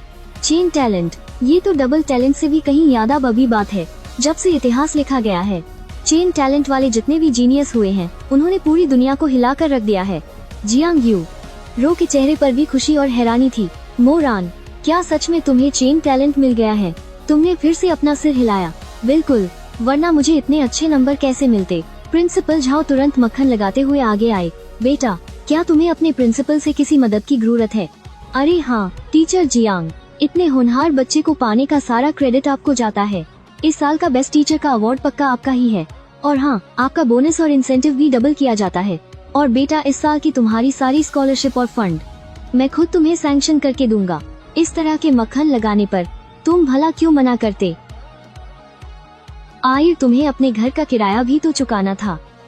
प्रिंसिपल के साथ थोड़ी बहुत और बात करने के बाद तुमने सीधा कहा, प्रिंसिपल सर, अब मुझे घर जाना चाहिए। झाओ डे ली ने तुरंत हामी भरी। हाँ हाँ बिल्कुल जाओ। और सुनो मोरान बेटा, कल के एंट्रेंस एग्जाम को मत भूलना। अगर तुम कहो तो मैं खुद तुम्हें घर से पिक करने आ सकता हूँ। तुम्हें समझ नहीं आ रहा था कि हंसे या रोए। ये प्रिंसिपल तो कुछ ज्यादा ही मीठा बोल रहा था। इसकी कोई जरूरत नहीं है। रो दीदी मुझे बुला लेंगी। तुम वहाँ ज्यादा देर तक रुकना नहीं चाहते थे, इसलिए तुरंत प्रिंसिपल से विदा ली और जियांग यू रो को साथ चलने के लिए कहा। तभी अचानक लू जिंग होंग अपने होंठ चबाते हुए तुम्हारे सामने आकर खड़ी हो गई। उसके चेहरे पर एक अजीब सी मायूसी थी। क्या तुम ही वो बा हो? तुमने उसे अजीब सी नजरों से देखा। क्या बा? मुझे ऐसे फालतू नामों के बारे में कुछ नहीं पता, लेकिन हाँ, अगर तुम मुझे प्यार से पापा कहकर बुलाओ तो शायद मैं सुन लूं। लू जिंग होंग गुस्से से लाल हो गई। उसने अपने दांत पीसते हुए कहा, तुम अभी भी नहीं मान रहे ना? उस रहस्यमयी दुनिया की गहराइयों में जिसने मेरी जान बचाई थी, वो तुम्हारे सिवा और कौन हो सकता है? तुमने फिर से सिरना में हिलाया। मुझे तो याद नहीं कि हम पहले कभी मिले हैं। लू मैडम, कहीं आप मेरे ख्यालों में इतना तो नहीं खो गयी कि आपको दिन में तारे दिखने लगे? चलो रो दीदी, यहाँ से चलते हैं। यह कहते हुए तुमने जियांग यू रो का हाथ पकड़ा और वहाँ से निकल गए। तुम्हें दूर जाते हुए देखकर लू जिंग होंग को तुम जितने जाने पहचाने लग रहे थे, उसका गुस्सा उतना ही बढ़ता जा रहा था। उस बा नाम को याद करके लू जिंग होंग को अचानक ऐसा लगा जैसे किसी ने उसका बुरी तरह हमाक उघाया हो। उसके दिल की मायूसी और गहरी हो गई, लेकिन जल्द ही वो एक हिद में बदल गई। मानने की हिम्मत नहीं है ना? रुको, जब मैं तुम्हारी सच्चाई सबके सामने लाऊंगी तब देखती हूँ कि तुम कैसे छुपते हो। उस दिन मैं तुम्हें पक्का हराकर ही दम लूंगी। झाओ डे ली बाई मये से यह सब देख रहे थे। जवानी के दिन भी क्या दिन होते हैं। तभी एक काले सूट वाला आधे उम्र का आदमी उनकी तरफ आया। वो आदमी कोई और नहीं बल्कि झो ग्रुप का बॉस झो वैन लियांग था। झाओ डे ली ने उसे एक ही नर में पहचान लिया। अरे झो साहब, आप यहाँ कैसे? प्रिंसिपल झाओ, मेरा बेटा यान चेंग अब तक बाहर क्यों नहीं आया? झो वेन लियांग का ये सवाल सुनकर झाओ डे ली के तो जैसे होश ही उड़ गए। जो यान चेंग बाहर नहीं आया, ऐसा कैसे हो सकता है? शुरुआती रहस्यमयी दुनिया का दरवाजा तो बंद हो चुका है। जिसे बाहर आना था वो सब बाहर आ चुके हैं। झाओ देली ने ध्यान से याद किया और पाया कि सच में उसने झो यानचेंग को कहीं नहीं देखा था। झाओ देली की ये हालत देखकर झो वेनलियांग का चेहरा गुस्से से तमतमा उठा। प्रिंसिपल झाओ, मैंने अपने बेटे को आपके स्कूल के भरोसे छोड़ा था और इतनी बड़ी रकम भी इन्वेस्ट की थी। क्या यही सलाह दे रहे हो तुम मुझे? झाओ देली ने घबराते हुए सफाई दी। बॉस झो, प्लीज शांत हो जाइए। ये पक्का कोई टेक्निकल खराबी है। हो सकता है झो यानचेंग गलती से किसी सीक्रेट रेल में फंस गया हो। मैं अभी सिटी लॉर्ड मेंशन से बात करके सीक्रेट रेल दोबारा खुलवाता हूँ और उसे ढूंढने के लिए लोगों को भेजता हूँ। झो वेनलियांग ने ठंडी आवाज में कहा।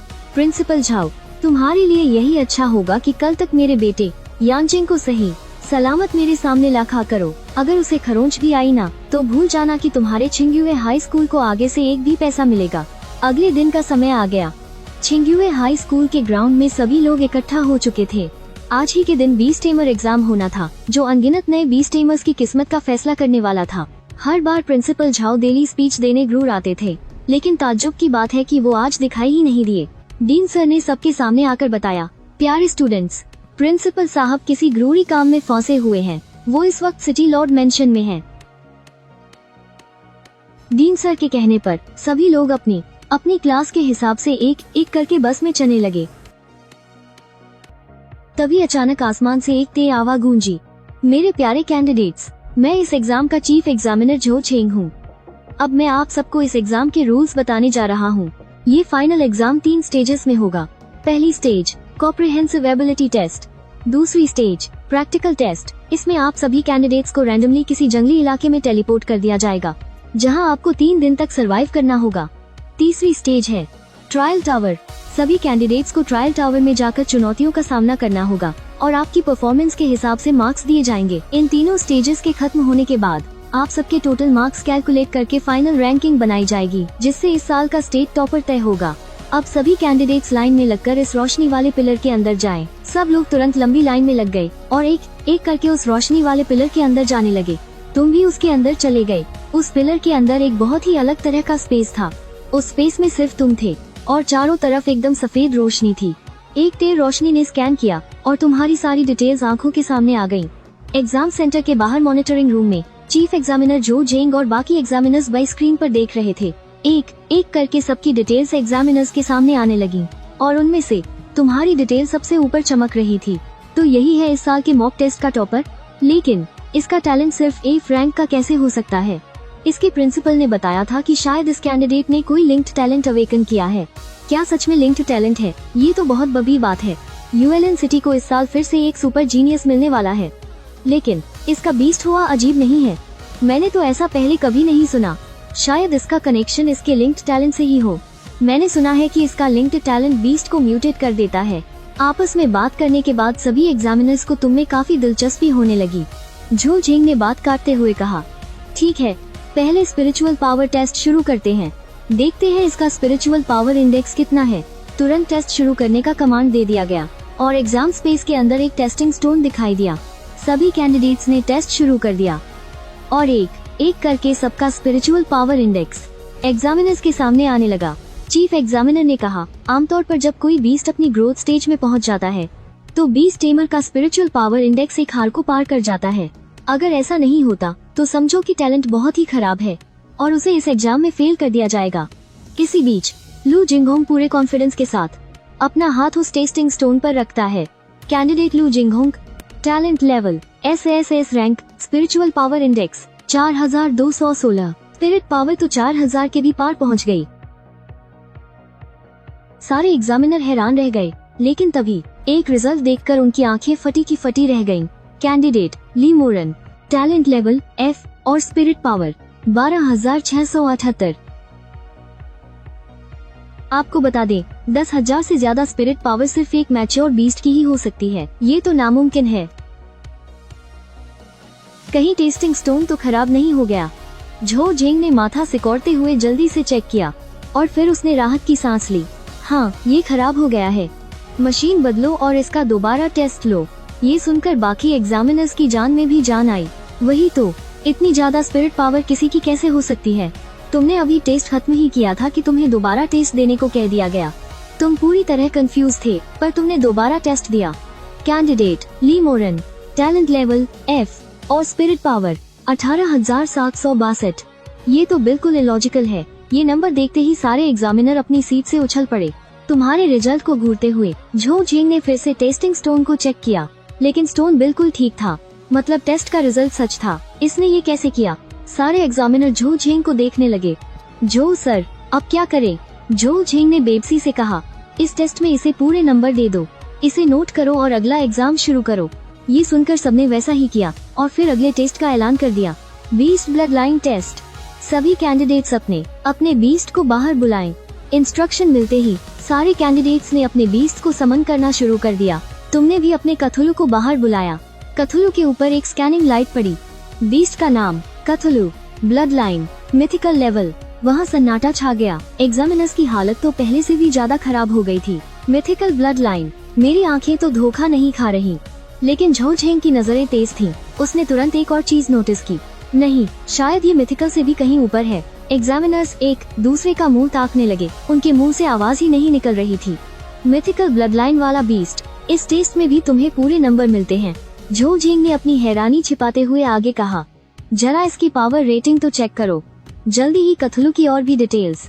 एग्जामिनर्स के सामने आ गयी।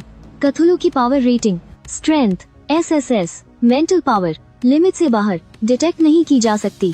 स्किल्स, SSS, इस बीस्ट ने तो टेस्टिंग मशीन की सारी लिमिट्स ही तोड़ दी थी। यहाँ तक कि इसकी मेंटल और फिजिकल पावर को नापना इस एग्जाम के बस की बात ही नहीं थी। ये बीस्ट इतना ज्यादा ताकतवर कैसे हो सकता है? झो झेंग को संभलने में कुछ सेकंड लगे। उसने गहरी सांस ली और अपने होश वापस लाते हुए बोला, स्कोर नोट करो, इसे पूरे नंबर दो। अब देखते हैं कि इसकी कॉम्बैट स्किल्स कैसी हैं। तभी उस सफेद एग्जाम हॉल में तुम्हारे सामने एक लकड़ी का पुतला आ गया। कैंडिडेट, अपने बीस्ट के सबसे ताकतवर अटैक से इस पुतले पर वार करो। सबसे ताकतवर अटैक? तुम्हारे कथुलू के पास तो बस 3 ही स्किल्स थी और सबसे ताकतवर अटैक उसका टेंटेकल अटैक ही था। इसीलिए तुमने तुरंत कथुलू को हमला करने का ऑर्डर दिया। फिर एक जोरदार आवाज आई। कथुलू ने अपने टेंटेकल से उस पुतले को पकड़ा और हल्के से दबा दिया और वो लकड़ी का पुतला चूर चूर होकर पाउडर बन गया। ये देखकर तुमने बस अपना सिर पकड़ लिया। ये टूट कैसे गया? ये पुतला तो बहुत ही कमजोर था यार। लेकिन तुम्हें यह अंदाजा भी नहीं है कि बाहर बैठे परीक्षक तुमसे भी ज्यादा हैरान हैं। क्या बात है लड़के, इसने तो उसे ही चकनाचूर कर दिया। इसकी बीस्ट टेमिंग पावर की रेटिंग तो लिमिट से भी ऊपर है। थोड़ी बातचीत के बाद तुम्हारा स्कोर रिकॉर्ड कर लिया गया और एक बार फिर तुम्हें पूरे नंबर मिले। इसके बाद झो झेंग ने अगले इम्तिहान का ऐलान किया। इस कॉम्प्रिहेंसिव एबिलिटी टेस्ट में कई सारे राउंड्स थे, लेकिन इसमें कोई शक नहीं था कि तुम्हें हर एक में पूरे नंबर मिले। तभी एग्जाम का स्पेस अचानक फिर से बदल गया। वहाँ एक बेहद खूंखार दिखने वाला स्पिरिट बीस्ट आ गया। एक ऐसा बाघ जिसके पूरे शरीर पर नुकीली तलवारें धंसी थीं। तुमने उसे तुरंत पहचान लिया। ये तो ब्लेडेड फियर्स टाइगर था। सुना है कि इस तरह के स्पिरिट बीस्ट कम से कम 20 लेवल के होते हैं। लगता है परीक्षक तुम्हें कुछ ज्यादा ही काबिल समझते हैं। तभी परीक्षक की आवाज गूंजी, सभी उम्मीदवार ध्यान दें, आप बचने के लिए कोई भी तरीका आमा सकते हैं। आपको पास होने के लिए इस ब्लेडेड फियर्स टाइगर के हमलों के सामने बस 3 मिनट तक टिके रहना है। यह सुनते ही सभी उम्मीदवार हरकत में आ गए। यह टेस्ट दरअसल उम्मीदवारों की ऐसी जानलेवा मुसीबत से निपटने की क्षमता परखने के लिए था जिसे हराया ना जा सके। तुमने भी बिना देरी किए अपना दाम चल दिया। कथुलू के टेंटेकल्स बिजली की तरह झपटे और 2000 टेंटेकल्स ने तुरंत उस ब्लेडेड फियर्स टाइगर के शरीर को चीर कर रख दिया। उस बाघ को तो हमला करने का मौका तक नहीं मिला और कथुलू ने उसके सचमुच चिथे उगा दिए। ये नजारा देखकर सारे परीक्षक सन्न रह गए। क्या इसने ब्लेडेड फियर्स टाइगर को मार डाला? इसे जो ब्लेडेड फियर्स टाइगर मिला था वो तो 25 लेवल का था। प्रोफेसर झो, अब इसके नंबर कैसे तय होंगे? झो झेंग ने गहरी सांस छोड़ते हुए कहा, इसे पूरे नंबर दे दो। मुझे नहीं लगता कि हम इसके इमरजेंसी रिस्पॉन्स का टेस्ट ले पाएंगे। यह तो अब नामुमकिन सा लग रहा है। बाकी परीक्षक भी बेबस थे और उनके पास भी यही इकलौता रास्ता बचा था। इसके बाद अब आखिरी टेस्ट बचा था, थ्योरी एग्जाम, है ना? मुझे लग रहा है कि वो इसमें भी पूरे नंबर ले आएगा। हालांकि कुछ परीक्षकों को इस पर यकीन नहीं हो रहा था। आमतौर पर थ्योरी में पूरे नंबर लाना बहुत ही मुश्किल होता है। झो झेंग ने अपना सिर हिलाते हुए कहा, तुम लोग इसके बारे में नहीं जानते। ये हमेशा से पूरे नंबर ही लाता रहा है। यह सुनकर बाकी परीक्षक और भी ज्यादा हैरान रह गए। लगता है इस साल इंपीरियल कैपिटल एकेडमी में इसकी सीट पक्की है। क्या कहा? सिर्फ इंपीरियल एकेडमी? मुझे तो लगता है कि ये इस साल का नेशनल टॉपर बनेगा। जल्द ही थ्योरी एग्जाम शुरू हुआ और वो भी तुम्हें नहीं अटका सका। तुमने पेन उठाया और फटाफट सारे जवाब लिख डाले और जब आखिर में रिजल्ट आया तो एक बार फिर से पूरे नंबर। जल्द ही झो झेंग ने सभी के स्कोर और रैंकिंग की घोषणा कर दी। पहली रैंक ली मोरन, टोटल स्कोर 150 नंबर 9511। दूसरी रैंक लू जिंगहोंग 9511, टोटल स्कोर 148 नंबर। अपना रिजल्ट देखकर लू जिंगहोंग की आंखों में भी हैरानी साफ झलक रही थी। क्या पूरे नंबर? जो वो खुद भी नहीं कर पाई वो तुमने कर दिखाया था। यह सोचते हुए लू जिंगहोंग का शक यकीन में बदल गया कि उस दिन उसे जो शख्स मिला था वो यकीनन तुम ही थे। अब अगले कॉम्बैट टेस्ट में देखती हूँ तुम अपनी असली ताकत कैसे छिपाते हो। तभी झो झेंग की आवाज फिर से गूंजी, कॉम्प्रिहेंसिव एबिलिटी टेस्ट अब खत्म हो चुका है। जिन उम्मीदवारों के नंबर 120 से कम आए हैं वो लाइन बनाकर बाहर चले जाएं। 120 या उससे ज्यादा नंबर वाले सभी लोग जल्दी से जमा हो जाएं। इसके बाद एग्जाम का दूसरा राउंड शुरू किया जाएगा। जब फेल हुए सारे उम्मीदवार वहां से चले गए तो मैदान में टेस्ट देने के लिए 300 से भी कम लोग ही बचे थे। तभी अचानक जमीन से एक टेलीपोर्टेशन एरे की तेज रोशनी फूटी और पलक झपकते ही सारे उम्मीदवार वहां से गायब हो गए। जब तुम्हारी आंख खुली तो तुम एक जंगली इलाके में टेलीपोर्ट हो चुके थे। और यहीं से शुरू हुआ बीस्ट टेमिंग एग्जाम का दूसरा राउंड। यह वाइल्डनेस एरिया बहुत ही विशाल था। छात्रों को इस जगह पर रैंडमली टेलीपोर्ट किया गया था, इसलिए ज्यादातर लोग यहाँ अकेले ही आगे बढ़ रहे थे। तुमने अपने आस पास नर दोहाई, चारों तरफ हरे भरे पहाड़ और साफ पानी बह रहा था। लेकिन यह नारा ज्यादा देर तक नहीं रहा।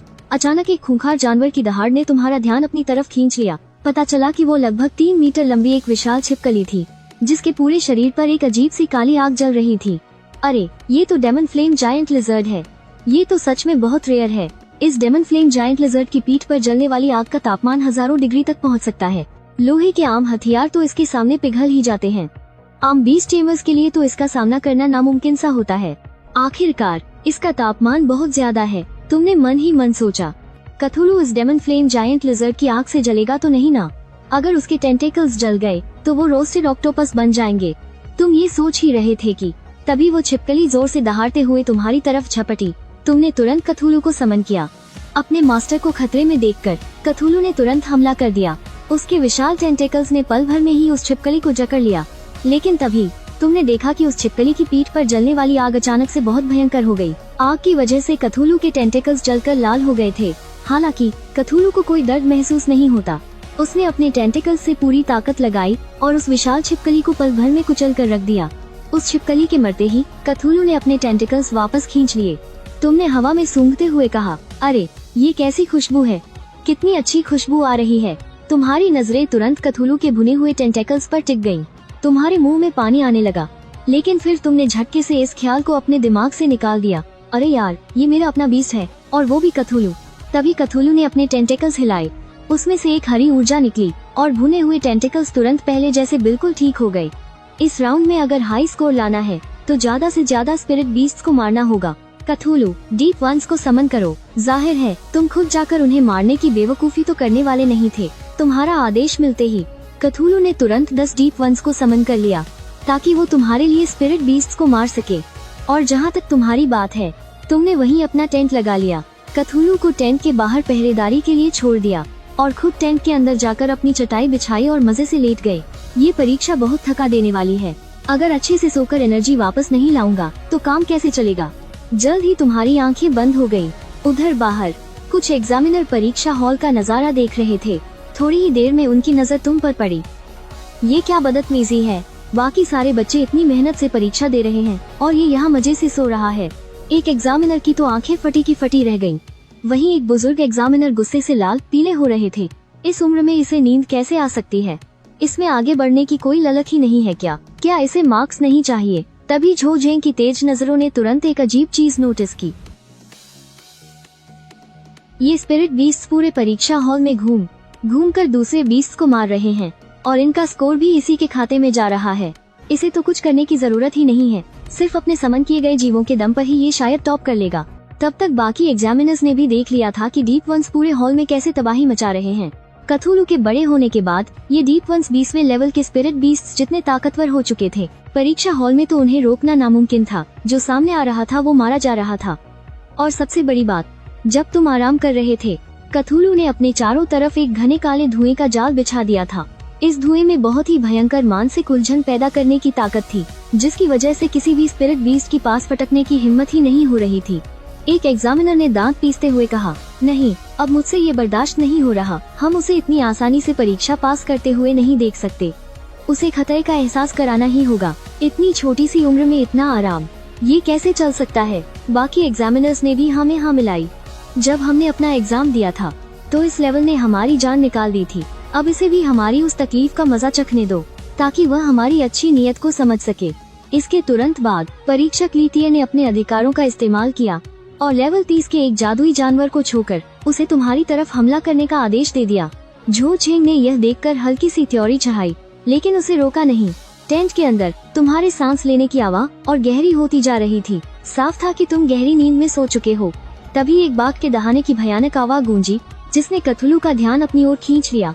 एक विशाल और आग जैसे लाल रंग का बाघ तुम्हारे पास छोड़ दिया गया था। उसे देखकर लग रहा था जैसे वो कई दिनों से भूखा हो। उसकी आंखें लाल थी और वो बेहद खूंखार हो चुका था। बाघ ने अचानक कुछ सूंघा और तुरंत तुम्हारी तरफ दौड़ा, लेकिन जैसे ही वो थोड़ा करीब पहुंचा, अचानक कुछ टेंटेकल्स बाहर निकले और पलक झपकते ही बाघ को जक लिया। टेंटेकल्स ने बाघ को हवा में उठा लिया। वो गुस्से से पागल होकर दहाने और छटपटाने लगा। उसके पंजे इतने ताकतवर थे कि उन्होंने कथुलू के टेंटेकल्स तक को चीर दिया। लेकिन कथुलू की अमर शक्तियों के सामने ये चोट कोई मायने नहीं रखती थी। कटे हुए हिस्से देखते ही देखते झूठ गए और साथ ही टेंटेकल्स की पकड़ और मजबूत होती गई। बाघ ने और भी जोर से छटपटाना शुरू किया, लेकिन वो कथुलू की ताकत के आगे टिक नहीं पाया, बल्कि टेंटेकल्स के बीच से एक अजीब सा तरल पदार्थ बहने लगा और अगले ही पल बाघ का शरीर तेजी से सूखकर एक सूखी लाश में बदल गया। कथुलू ने लेवल 30 के खूनी लाल बाघ को मार गिराया और 2360 स्पिरिट पॉइंट्स हासिल किए। उधर तुम गहरी नींद में मस्त थे और तुम्हें कथुलू के इस कारनामे की भनक तक नहीं थी। तुमने बस करवट बदली और एक ज्यादा आरामदायक पोजीशन में सोने लगे। ये कैसे हो सकता है? लेवल 30 का खूनी लाल बाघ मारा गया। इसका जादुई साथी तो हद से ज्यादा खतरनाक है। परीक्षक लीतिए की आंखें फटी की फटी रह गईं। लेवल 30 परीक्षा में छोड़े जाने वाले जानवरों की आखिरी लिमिट थी, लेकिन इतना ताकतवर जानवर भी कथुलू के सामने 10 सेकंड भी नहीं टिक सका। बाकी परीक्षक भी हक्के बक्के रह गए थे। वो सब एक दूसरे की शक्ल देखने लगे। उन्हें समझ ही नहीं आ रहा था कि अब क्या किया जाए। परीक्षक लीतिए को यह हार बिल्कुल भी रास नहीं आ रही थी। मैं नहीं मानता, क्या इसका जादुई साथी सच में अजय है? जो सर, मैं एक छोटा जानवरों का झुंड छोड़ने की परमिशन मांगता हूँ। यह सुनकर बाकी सब परीक्षक हैरान रह गए। इसकी कोई जरूरत नहीं है। जानवरों का झुंड छोड़ने से पहले हमें सोचना चाहिए। अगर कुछ गड़बड़ हो गई तो बच्चे की जान भी जा सकती है और हम परीक्षा की जिम्मेदारी से बच नहीं पाएंगे। लेकिन परीक्षक लीतिए अपनी बात पर अड़े रहे। चाहे जो हो जाए, इन बच्चों को दबाव महसूस कराना ही होगा। जो सर, आप भी तो नहीं चाहेंगे ना कि वो बस सोते सोते पूरे राज्य का टॉपर बन जाए? जो चेंग ने थोड़ा सोचा और आखिरकार हाँ कर दी। उन्हें भी लगा कि तुम्हें थोड़ा सबक सिखाना जरूरी है। इतनी लापरवाही बिल्कुल भी बर्दाश्त नहीं की जाएगी। ये सुनकर लीतिए बहुत खुश हुए और तुरंत ही जादुई जानवरों को छोड़ना शुरू कर दिया। एक एक करके कई जानवर तुम्हारे आस पास छोड़ दिए गए। इन जानवरों का लेवल कम से कम 25 था और कुछ का तो 30 तक था। कुल मिलाकर 134 जानवर छोड़े गए और कथुलू अब भी तुम्हारे टेंट के बाहर पहरा दे रहा था। 100 से भी ज्यादा जानवरों के एक साथ हमला करने की आवाज बहुत भयानक थी, लेकिन कथुलू ने उस शोर को तुम तक पहुंचने ही नहीं दिया ताकि उसके मालिक की नींद खराब ना हो। इसलिए जब वो सारे जानवर वहां पहुंचे, तुम और भी गहरी नींद में खर्राटे ले रहे थे। लीतिए ने यह देखा और ठंडी आवाज में कहा, इतने शोर से भी इसकी नींद नहीं खुली। इससे साबित होता है कि मैं बिल्कुल सही था। ऐसे लापरवाह बच्चे को अगर सही सबक नहीं सिखाया गया तो भविष्य में इसे ही नुकसान उठाना पड़ेगा। उम्मीद है कि वो हमारी इस अच्छी नीयत को समझेगा। हम ये सब उसी के भले के लिए कर रहे हैं। जानवरों का वो झुंड अब बिल्कुल करीब आ चुका था। कथुलू पहले ही सतर्क हो चुका था और उसने अपने सारे टेंटिकल्स बाहर निकाल लिए थे। हर एक टेंटेकल में गजब की ताकत थी, जिसने पल भर में ही जादुई जानवरों को चाबुक की तरह मारकर चकनाचूर कर दिया। और इसी के साथ कथुलू ने भी ढेर सारी जादुई ऊर्जा इकट्ठी कर ली थी। कथुलू की ताकत के आगे इन जादुई जानवरों को मारना तो उसके बाएं हाथ का खेल था, लेकिन आखिर उसके टेंटिकल्स की भी एक हद थी और हमला करने वाले जानवरों की तादाद बहुत ज्यादा थी। वो एक ही बार में उन सबको नहीं मार सकता था और देखते ही देखते जानवरों का एक बड़ा झुंड टेंट पर हमला करने ही वाला था। यह देखकर कथुलू ने खुद ही फैसला ले लिया, वो भी तुम्हारे बिना कोई आदेश दिए। कथुलू ने एक साथ सबको पागल करने वाला जादू छोड़ दिया। उसके पूरे शरीर से दिमागी संतुलन बिगाड़ने वाली तरंगे निकलने लगी। जो जानवर अभी तक हमला करने के लिए दौड़ रहे थे, वो अचानक अपनी जगह पर रुक गए। एक एक करके सब पागल हो गए और बेकाबू होकर अजीब तरह से नाचने कूदने लगे। यह पागलपन ज्यादा देर नहीं चला और जल्दी ही वो जानवर एक दूसरे को ही जान से मारने लगे। वो अपने आस पास के जानवरों पर टूट पड़े। लगभग आधे घंटे बाद इस पूरे हंगामे में तुम पर कोई असर नहीं पड़ा, लेकिन क्योंकि कथुलू ने इन जानवरों की बलि नहीं दी थी, इसलिए वहाँ लाशों का एक बहुत बड़ा पहाड़ लग गया। यह सब देखकर तो सारे एग्जामिनर की बोलती ही बंद हो गई थी। झो छेंग ने एक गहरी सांस छोड़ी और कहा, बस करो, अब और परेशान मत हो। अगर वो सोना चाहता है तो उसे मजे से सोने दो, वो इस लायक है। अभी एग्जाम एरिया में जो जानवर हैं, वो उसका बाल भी बांका नहीं कर सकते। कथुलू सच में बहुत ज्यादा ताकतवर है। सारे एग्जामिनर एक दूसरे का मुंह देखने लगे और हार मानकर सिर हिला दिया। एग्जामिनर ली टाई ने पूछा, जो जानवर हमने अंदर छोड़े थे उनका क्या हिसाब होगा? झो छेंग ने जवाब दिया, वो सब उसके स्कोर में जुड़ेंगे और क्योंकि एग्जामिनर्स ने खुद उन्हें अंदर भेजा था तो नियमों के हिसाब से उसे 2 गुने पॉइंट मिलेंगे। लेकिन जानवरों के इस झुंड का कुछ तो असर हुआ था। जिन बच्चों की नजरें बहुत तेज थीं, उन्होंने कुछ गड़बड़ महसूस कर ली थी। लू जिंगहोंग अपने सुनहरे फीनिक्स से राक्षसों को मरवा रही थी। अभी उसने देखा कि जो जिन बुरी तरह कांप रहा है, वो बहुत ही अजीब तरह से बर्ताव कर रहा था। वो भागकर उसके पास गई। जियो जिन, तुम्हें क्या हुआ? उसे तुरंत समझ आ गया, ये वो ही है, वो पक्का आस पास ही कहीं है। लू जिंगहोंग के दिमाग में उस नकाबपोश का चेहरा घूमने लगा। उसने गुस्से से दांत पीसे। वो हार मानने वालों में से नहीं थी। जियो जिन, हिम्मत रखो, हमारी बेइज्जती मत करवाओ। चलो, हम साथ मिलकर वहाँ चलेंगे और उसका नकाब नोचकर फेंक देंगे। इतना कहकर वो तुरंत अपने सुनहरे फीनिक्स के साथ तुम्हारी तरफ निकल पड़ी। इस बीच तुमने एक लंबी अंगड़ाई ली और आखिरकार तुम्हारी नींद खुल ही गई। आसमान में सूरज भी धीरे धीरे ढलने लगा था। क्या शाम हो गई? चलो, अब रात का खाना खाया जाए। तुमने कथुलू से वो काले धुएं का घेरा हटाने को कहा और शिकार पर जाने ही वाले थे कि तभी तुम सन्न रह गए। टेंट के चारों तरफ बस मरे हुए जानवरों की लाशें ही लाशें पड़ी थीं। तुम्हारी आंखें फटी की फटी रह गईं। मेरे सोने के बाद यहाँ आखिर क्या हो गया? खैर, अब तुम्हें शिकार करने की मेहनत भी नहीं करनी पड़ेगी। तुमने खाने के लिए सबसे बढ़िया जानवर छांटा और उसे अपनी जादुई स्टोरेज में डाल दिया। तुम कथुलू के ऊपर बैठे और जल्दी ही एक खुली जगह ढूंढ ली। फिर फटाफट आग जलाई और मजे से मीट भूनने लगे। दूसरी तरफ जियो जिन, थोड़ी हिम्मत दिखाओ। सुनहरा फीनिक्स अब और भी बुरी तरह से कांपने लगा था। खून की कितनी तेज महक आ रही है। लू जिंगहोंग अचानक से सुन पड़ गई। उसके सामने जो नजारा था, उसे देखकर उसके होश ही उड़ गए। वहाँ मरे हुए जानवरों का एक विशाल पहाड़ लगा हुआ था। उसने अपनी जिंदगी में ऐसा खौफनाक नजारा कभी नहीं देखा था। तभी अचानक कुछ बहुत ही तीखी और डरावनी आवाजें सुनाई दी। आसमान में कई सारे गिद्ध गोल गोल चक्कर लगा रहे थे। वो मौत के गिद्ध हैं। पक्का वो यहाँ फैले इतने सारे खून की महक सूंघकर ही आए हैं। कुछ डार्क फेदर वाले गिद्ध तुरंत नीचे झपटे और स्पिरिट बीस्ट के इस ढेर पर दावत उगाने लगे। उन्होंने लू जिंगहोंग की तरफ कोई ध्यान नहीं दिया। शाओ जिन की हालत अभी ठीक नहीं लग रही थी। अगर यहाँ लाई हुई तो मेरे लिए बहुत खतरा हो जाएगा। मुझे यहाँ से निकलना होगा। यह सोचकर लू जिंगहोंग तेजी से वहाँ से निकल गई। भागते भागते वो सोच रही थी, साफ पता चल रहा है कि इन स्पिरिट बीस्ट्स को मारा गया है और एक ही समय में इतने सारे बीस्ट्स को मारने की ताकत मेरी नज़र में बस एक ही इंसान के पास है। ये तुम ही हो, है ना? बाबा, ठीक उसी वक्त अपना पेट भरने के बाद तुमने फिर से अपना टेंट लगा लिया। तुम घास पर लेटकर आसमान में चांद को देख रहे थे। वाह, कितना गोरा है। लेकिन ये कोई चांद नहीं था, ये तो सा किसी लड़की की लंबी गोरी टांगे थीं। तुम झटके से उठ बैठे। उन गोरी टांगों का आकार इतना गब का था कि कोई भी उन्हें देखकर खुद को रोक नहीं पाता। पर उस लड़की के चेहरे पर गुस्सा सा दिख रहा था और लंबी लंबी सांसें लेने की वजह से उसकी छाती तेजी से ऊपर नीचे हो रही थी।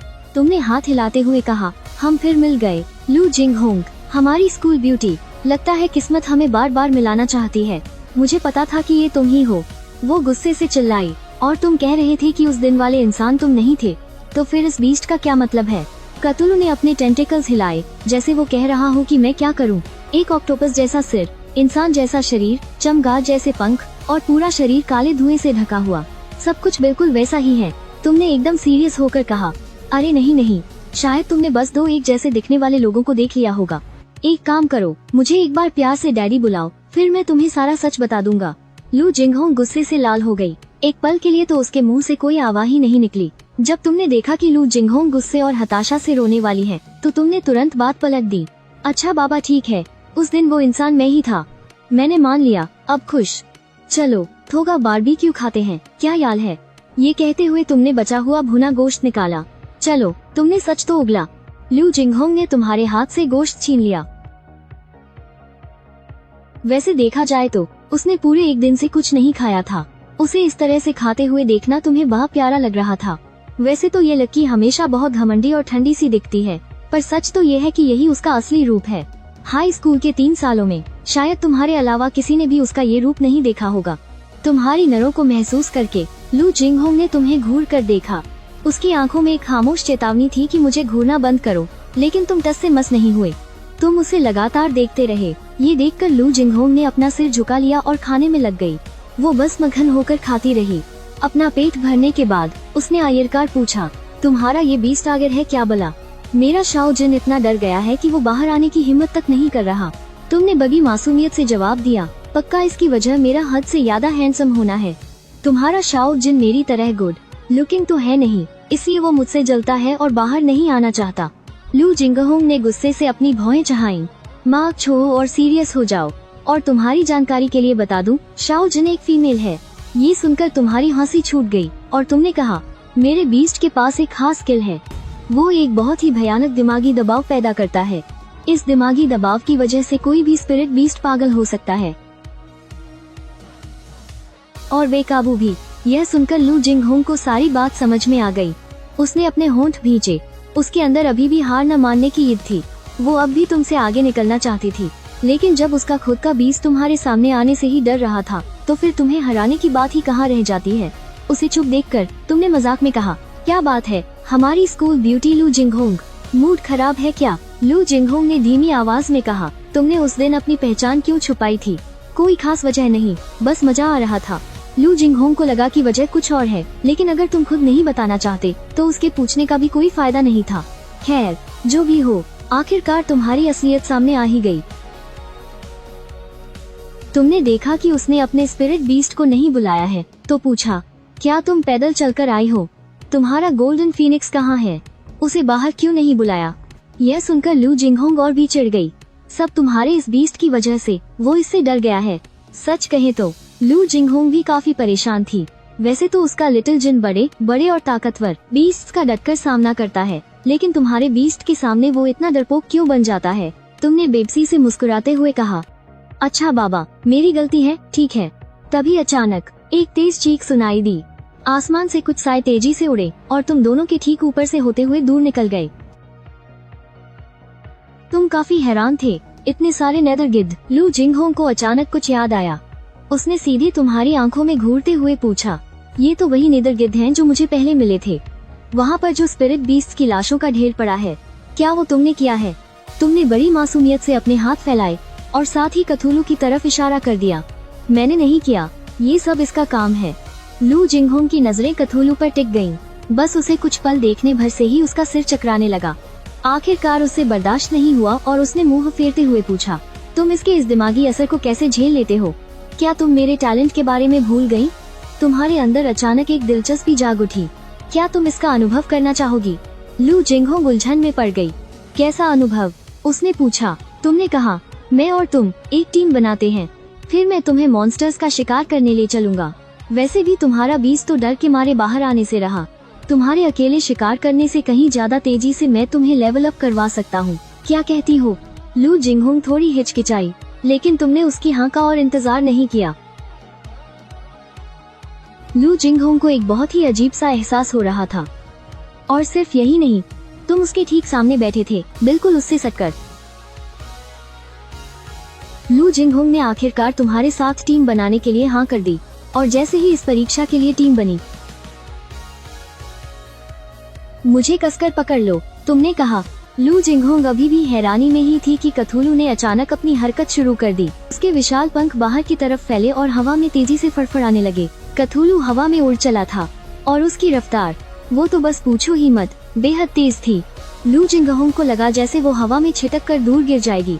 डर के मारे उसने तुरंत अपनी बाहें तुम्हारी कमर में कस लीं। लेकिन ये कथूलू की आखिरी हद नहीं थी, उसकी रफ्तार और भी बढ़ती जा रही थी। यह रफ्तार लू जिंगहोंग के गोल्डन फीनिक्स से न जाने कितने गुना ज्यादा थी। रास्ते में आने वाले स्पिरिट बीस्ट को तो संभलने तक का मौका नहीं मिल रहा था और वो मारे जा रहे थे। इतनी जल्दी मार गिराया, लू जिंगहोंग को अपनी आंखों पर यकीन नहीं हो रहा था। उसे तो ठीक से नजर भी नहीं आ रहा था कि स्पिरिट बीस्ट है कहाँ, और पलक झपकते ही कथूलू अपना काम तमाम कर चुका होता था। जल्द ही कथूलू उड़ते हुए पिछले कैंप वाली जगह पर पहुंच गया। यहाँ हर तरफ बस नेदर गिद्ध ही गिद्ध भरे पड़े थे।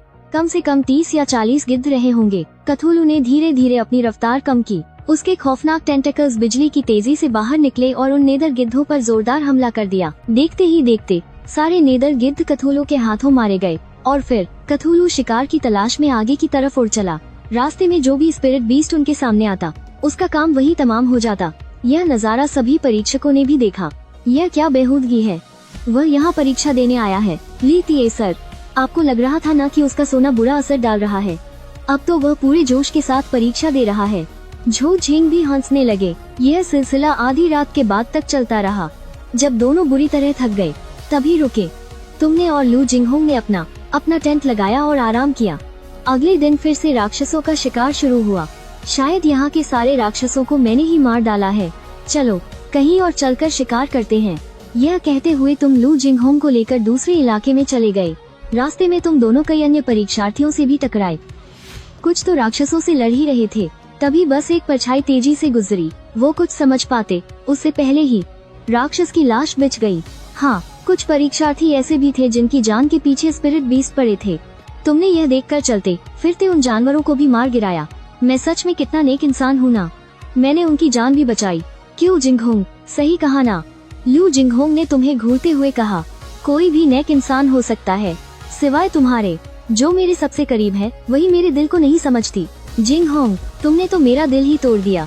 कथुलू ने जब कुछ और स्पिरिट बीस्ट को मार गिराया, अचानक तुम्हें एक जानी पहचानी शक्ल दिखी। अरे क्या वो लिन जियांग नहीं है? नीले कपड़ों वाला वह लड़का अपनी डीमन आई स्पैरो के जरिए सामने वाले राक्षस पर लगातार हमले कर रहा था। लू जिंगहोंग ने उसे तुरंत पहचान लिया। वो अर्थ बियर है। देखकर लगता है कि इसका लेवल 30 के करीब होगा। लिन जियांग इसका मुकाबला कभी नहीं कर सकता। इस अर्थ बियर को शायद काफी गहरी चोटें आई हैं। ऐसा लगता है लिन जियांग इसी मौके का फायदा उठाना चाहता है। उसके शरीर पर पहले से ही कई घाव थे और लिन जियांग अपनी डीमन आई स्पैरो को लगातार चकमा देकर हमला करने का निर्देश दे रहा था, ताकि अर्थ बियर को पलटवार करने का मौका ही ना मिले। मानना पड़ेगा, यह तरकीब काफी शातिर थी। अगर ऐसा ही चलता रहा तो लिन जियांग सच में इस अर्थ बियर का शिकार चुराने में कामयाब हो जाएगा। तुम्हारे होठों पर एक शैतानी मुस्कान आ गई। लिन जियांग, ओ लिन जियांग, तेरी किस्मत सच में बहुत अच्छी है जो तेरा पाला मुझसे पड़ गया। अगर मैंने तुझे इस अर्थ बियर का शिकार करने दिया ना, तो आज से मेरा नाम ली नहीं। लू जिंगहोंग तुम्हारा चेहरा देखकर समझ गई कि तुम्हारे दिमाग में कोई खुराफात चल रही है, लेकिन उसे भी कोई परवाह नहीं थी। उसे भी लिन जियांग कुछ खास पसंद नहीं था। झुग्गियों में पैदा होना उसकी गलती नहीं है, पर लिन जियांग की ये चापलूसी करने वाली आदत, इसी बात से लू जिंगहोंग को सख्त नफरत थी। तुमने कथुलू को आगे बढ़ने का आदेश दिया और पल भर में ही तुम लिन जियांग के ठीक ऊपर पहुंच गए। लिन जियांग को तुम्हारे आने की भनक तक नहीं लगी। उसकी नजरें बस सामने वाले अर्थ बियर पर टिकी थीं। बस थोड़ा और 30 लेवल का अर्थ बियर। अगर मैंने इसे मार दिया तो पक्का मुझे बहुत शानदार स्कोर मिलेगा। शायद मुझे दीजिंग एकेडमी में दाखिला भी मिल जाए। लिन जियांग की उम्मीदें आसमान छू रही थीं। लेकिन तभी बिजली की रफ्तार से कथुलू का एक टेंटेकल सामने आया और उसने सीधा अर्थ बियर के आर पार वॉर किया। अर्थ बियर ने वहीं दम तोड़ दिया। लिन जियांग हक्का बक्का रह गया। किस कमीने की जरूरत हुई मेरा शिकार चुराने की? मैंने कितनी मुश्किल से इसकी जान निकाली थी। लिन जियांग ने उस टेंटेकल की तरफ ऊपर देखा और अचानक सन्न रह गया। एक खूंखार दानव, ऑक्टोपस जैसा सिर, इंसानी शरीर और चमगादड़ जैसे पंख धीरे धीरे नीचे उतर रहा था। उस दानव के ऊपर से 2 लोग नीचे उतरे। उन्हें देखकर लिन जियांग की आंखें फटी की फटी रह गईं। ली मोरन और लू जिंगहोंग, तुम लोग, तुम्हारे चेहरे पर एक उकसाने वाली मुस्कान थी। इस अर्थ बियर पर मेरा दिल आ गया था। हाँ, मैंने तेरा शिकार चुराया है। बोल, क्या कर लेगा? लिन जियांग को अंदर ही अंदर भयानक बेइज्जती और घुटन महसूस होने लगी, लेकिन उसमें पलटकर कुछ बोलने की हिम्मत नहीं थी। वो बस खून का घूंट पीकर रह गया। उसने तो तुम्हें एक नाकारा समझा था। किसे पता था कि तुम्हारे अंदर एक चेन टैलेंट जाग जाएगा। बाद में तो लिन जियांग को इस बात पर इतना पछतावा हुआ कि क्या ही कहें। उसने पूरे 3 सालों तक तुम्हारा पीछा किया। थोड़ा और सब्र क्यों नहीं किया? लिन जियांग ने जबरदस्ती मुस्कुराते हुए कहा।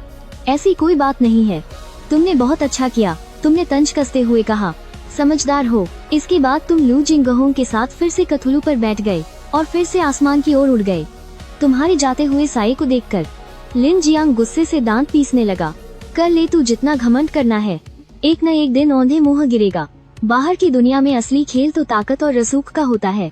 एक बार मिस्टर झो को वापस आने दे, वो पक्का तेरा इलाज कर देंगे। लेकिन लिन जियांग को यह नहीं पता था कि मिस्टर झो अब कभी लौट कर नहीं आने वाले।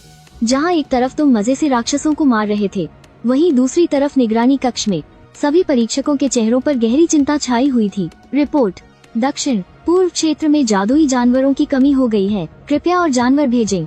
रिपोर्ट, पश्चिम दिशा में भी जादुई जानवरों की संख्या तेजी से गिर रही है। अनुमान है कि अगले 10 मिनट में वहाँ भी जानवरों का अकाल पड़ जाएगा। आमतौर पर सबसे बेहतरीन छात्र भी 20-30 जानवर ही मार पाते हैं। आखिर यह कोई नौसिखियों की जगह तो है नहीं, लेकिन इस साल की बात ही कुछ और है। यह ली मोरन तो रुकने का नाम ही नहीं ले रहा। क्या उसे बिल्कुल थकान नहीं होती? और सबसे बड़ी मुसीबत तो यह है कि छात्रों ने शिकायतें करना शुरू कर दिया है। उनका कहना है कि उनके साथ कुछ अजीब और भूतिया घटनाएं हो रही हैं। वो बड़ी मुश्किल से किसी जानवर को मारने वाले होते हैं कि तभी एक काला साया आता है और शिकार चुरा ले जाता है। इस स्थिति को देखकर परीक्षक पूरी तरह से बेबस हो चुके थे। वो तुम्हें परीक्षा से बाहर तो निकाल नहीं सकते थे। प्रोफेसर लीटिए, कहीं आपने तो उसे उकसाया नहीं है? वो मजे से सो रहा था, जो कि बहुत अच्छी बात थी, लेकिन आपको ये बात हजम नहीं हुई। अब वो जानवरों का कत्लेआम मचा रहा है। अब आप ही बताइए क्या करें। लीटिए का चेहरा शर्म और गुस्से से उतर गया था। उसे समझ नहीं आ रहा था कि क्या कहे। रिपोर्ट, मध्य क्षेत्र में जादुई जानवरों की कमी हो गई है, कृपया और जानवर भेजें। एक और रिपोर्ट सुनकर जो जिंग मानो सुन्न पड़ गया था। उसने बिना सोचे समझे ही कह दिया, 200 जादुई जानवर और भेज दो, उन्हें बराबर बराबर बांट देना। देखते ही देखते दूसरे दिन की रात भी हो गई। तुम्हें और लू जिंगहोंग को आराम करते देख परीक्षकों ने आखिरकार राहत की सांस ली। जो जिंग ने तुरंत पूछा, परीक्षा के गोदाम में अब कितने जादुई जानवर बचे हैं? थोड़ी देर बाद किसी ने आकर बताया, अब 300 से भी कम बचे हैं सर। यह सुनकर सभी परीक्षकों के तो जैसे होश ही उड़ गए। अभी परीक्षा शुरू हुई कितना ही वक्त हुआ था और तुमने लगभग सारे जानवर ही खत्म कर दिए थे।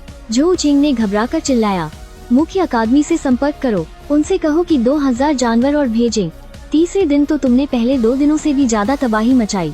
कथुलू ने ढेर सारी आध्यात्मिक ऊर्जा सोख ली थी और उसकी ताकत भी लगातार बढ़ती जा रही थी।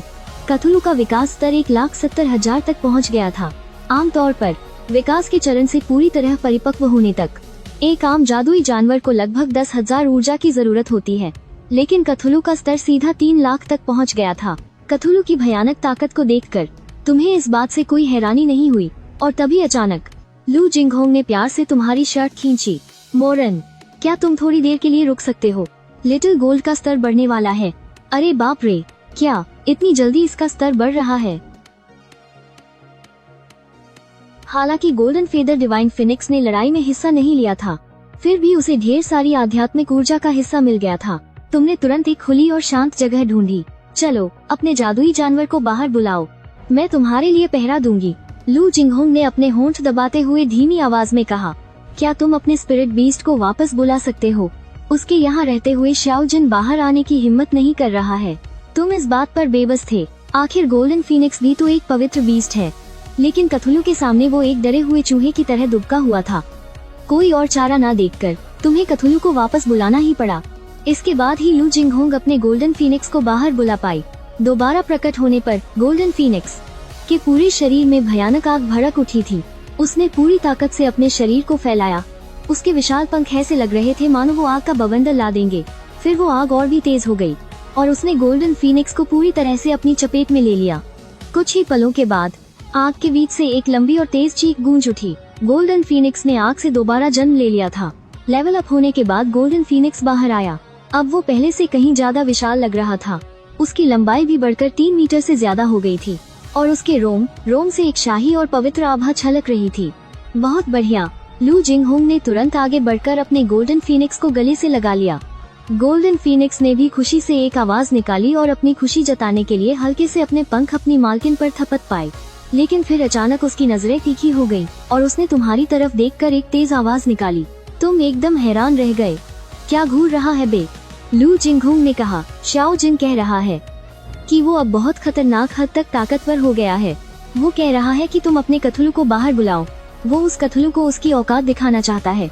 तुमने एक अजीब सा मुंह बनाया। क्या तुम पक्का श्योर हो? गोल्डन फीनिक्स ने बड़े घमंड के साथ दोबारा आवाज निकाली। तुमने भी बिना कुछ सोचे समझे तुरंत कथुलू को बाहर बुला लिया। जैसे ही कथुलू सामने आया, आसपास की हवा मानो मुड़ने लगी और पूरा माहौल एकदम खौफनाक हो गया। गोल्डन फीनिक्स में वाकई बहुत हिम्मत थी। उसने कथुलू से सीधे आंखें मिलाने की जुर्रत की।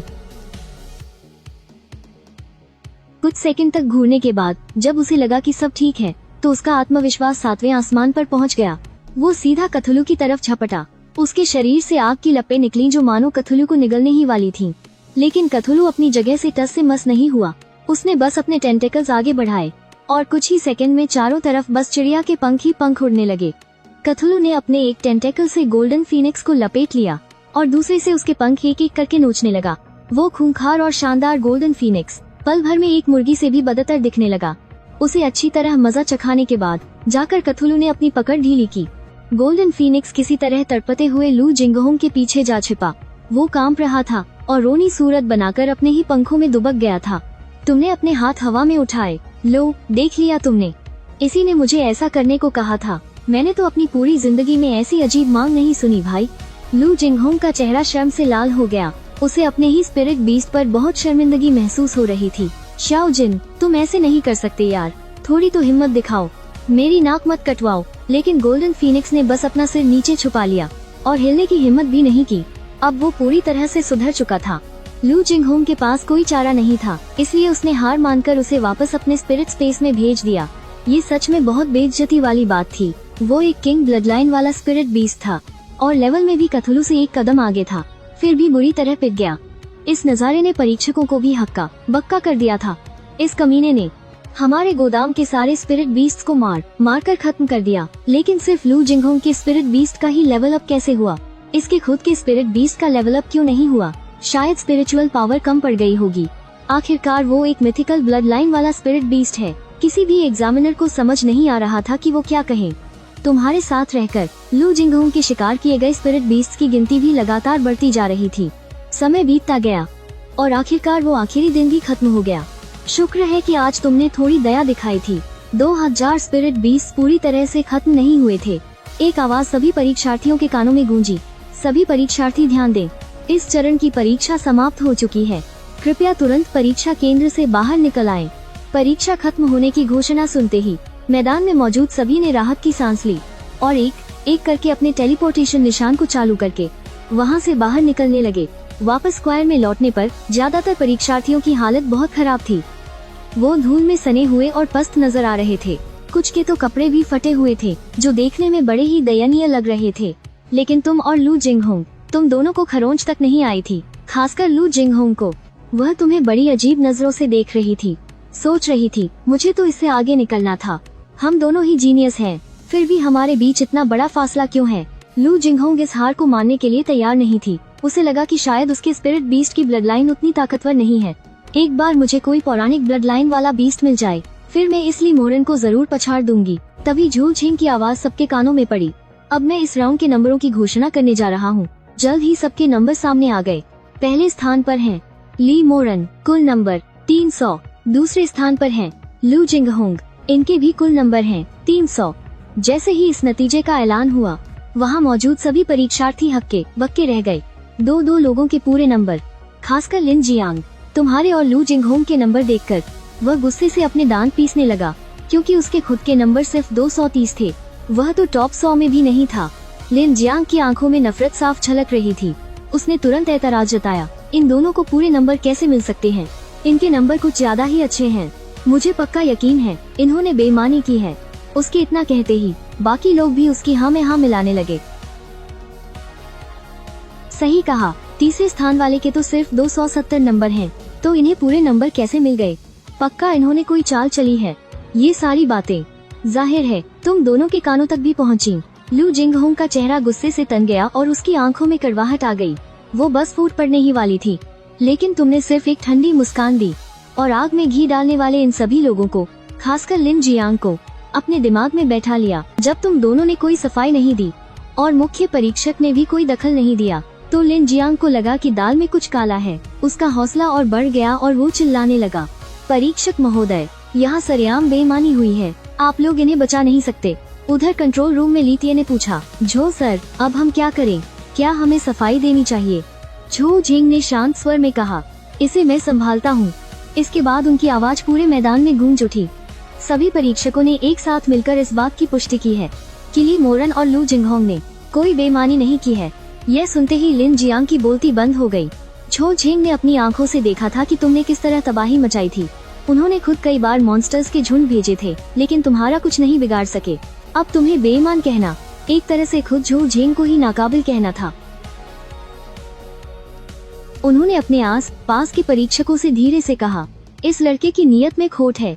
परीक्षा के बाद इसके इवैल्यूएशन में इसे सबसे खराब ग्रेड देना।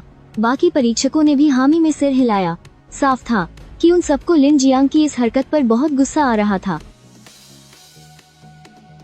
इधर तुमने भीड़ में तुरंत लिन जियांग को ढूंढ निकाला और बिना एक शब्द कहे सीधे उसकी तरफ बढ़ने लगे।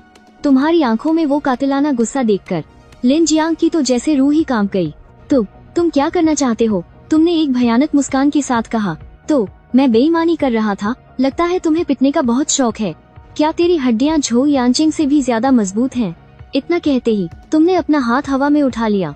लिन जियांग को एक जोरदार थप्पड़ जड़ दिया। गालों पर हो रही इस जलन ने लिन जियांग को सुन्न कर दिया। तेरी हिम्मत कैसे हुई मुझे मारने की? लिन जियांग को अचानक बहुत ज्यादा बेइज्जती महसूस हुई। एक पल के लिए तो उसके मुंह से आवाज ही नहीं निकली, और जैसे ही तुम दोबारा हाथ उठाने वाले थे, झो झेंग की चेतावनी गूंज उठी। परीक्षा हॉल में आपसी लड़ाई सख्त मना है। अभी रुक जाओ, वरना मैं तुम्हें परीक्षा से बाहर निकाल दूंगा। यह आवाज सुनते ही लिन जियांग को मानो डूबते को तिनके का सहारा मिल गया और वो चिल्लाया, परीक्षक महोदय, इसने मुझ पर हाथ उठाया है। इसने परीक्षा के नियम तोड़े हैं। आप जल्दी से इसे बाहर निकालिए। इसके जैसा इंसान परीक्षा देने के लायक ही नहीं है। लेकिन इससे पहले कि मुख्य परीक्षक कुछ बोल पाते, तुमने एक बार फिर लिन जियांग के जबड़े पर जोरदार वार कर दिया। तुम्हारी ताकत बहुत ज्यादा थी। लिन जियांग एक झटके में हवा में उड़ता हुआ दूर जा गिरा और उसके 2 दांत भी टूट गए। तुमने उसे बड़ी बेरुखी से देखा और फिर परीक्षक की तरफ देखकर बोले, अगर परीक्षा हॉल में लड़ाई करना मना है तो किसी पर नकल करने का झूठा इल्जाम लगाना कहाँ का इंसाफ है? निगरानी कक्ष में बैठे कई परीक्षक बेबस नजर आ रहे थे। यह ली मोरान तो बहुत ही मनमानी कर रहा है। अब क्या करें? क्या इसे परीक्षा से बाहर कर दें? झो झेंग ने सिर हिलाया। नहीं, हम ऐसा नहीं कर सकते।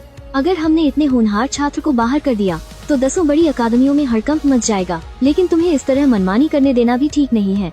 झो झेंग की आंखों में अचानक एक खतरनाक चमक आ गई। वैसे भी इस सब की जड़ तो यह लिन जियांग ही है। इसका मन कितना मैला है।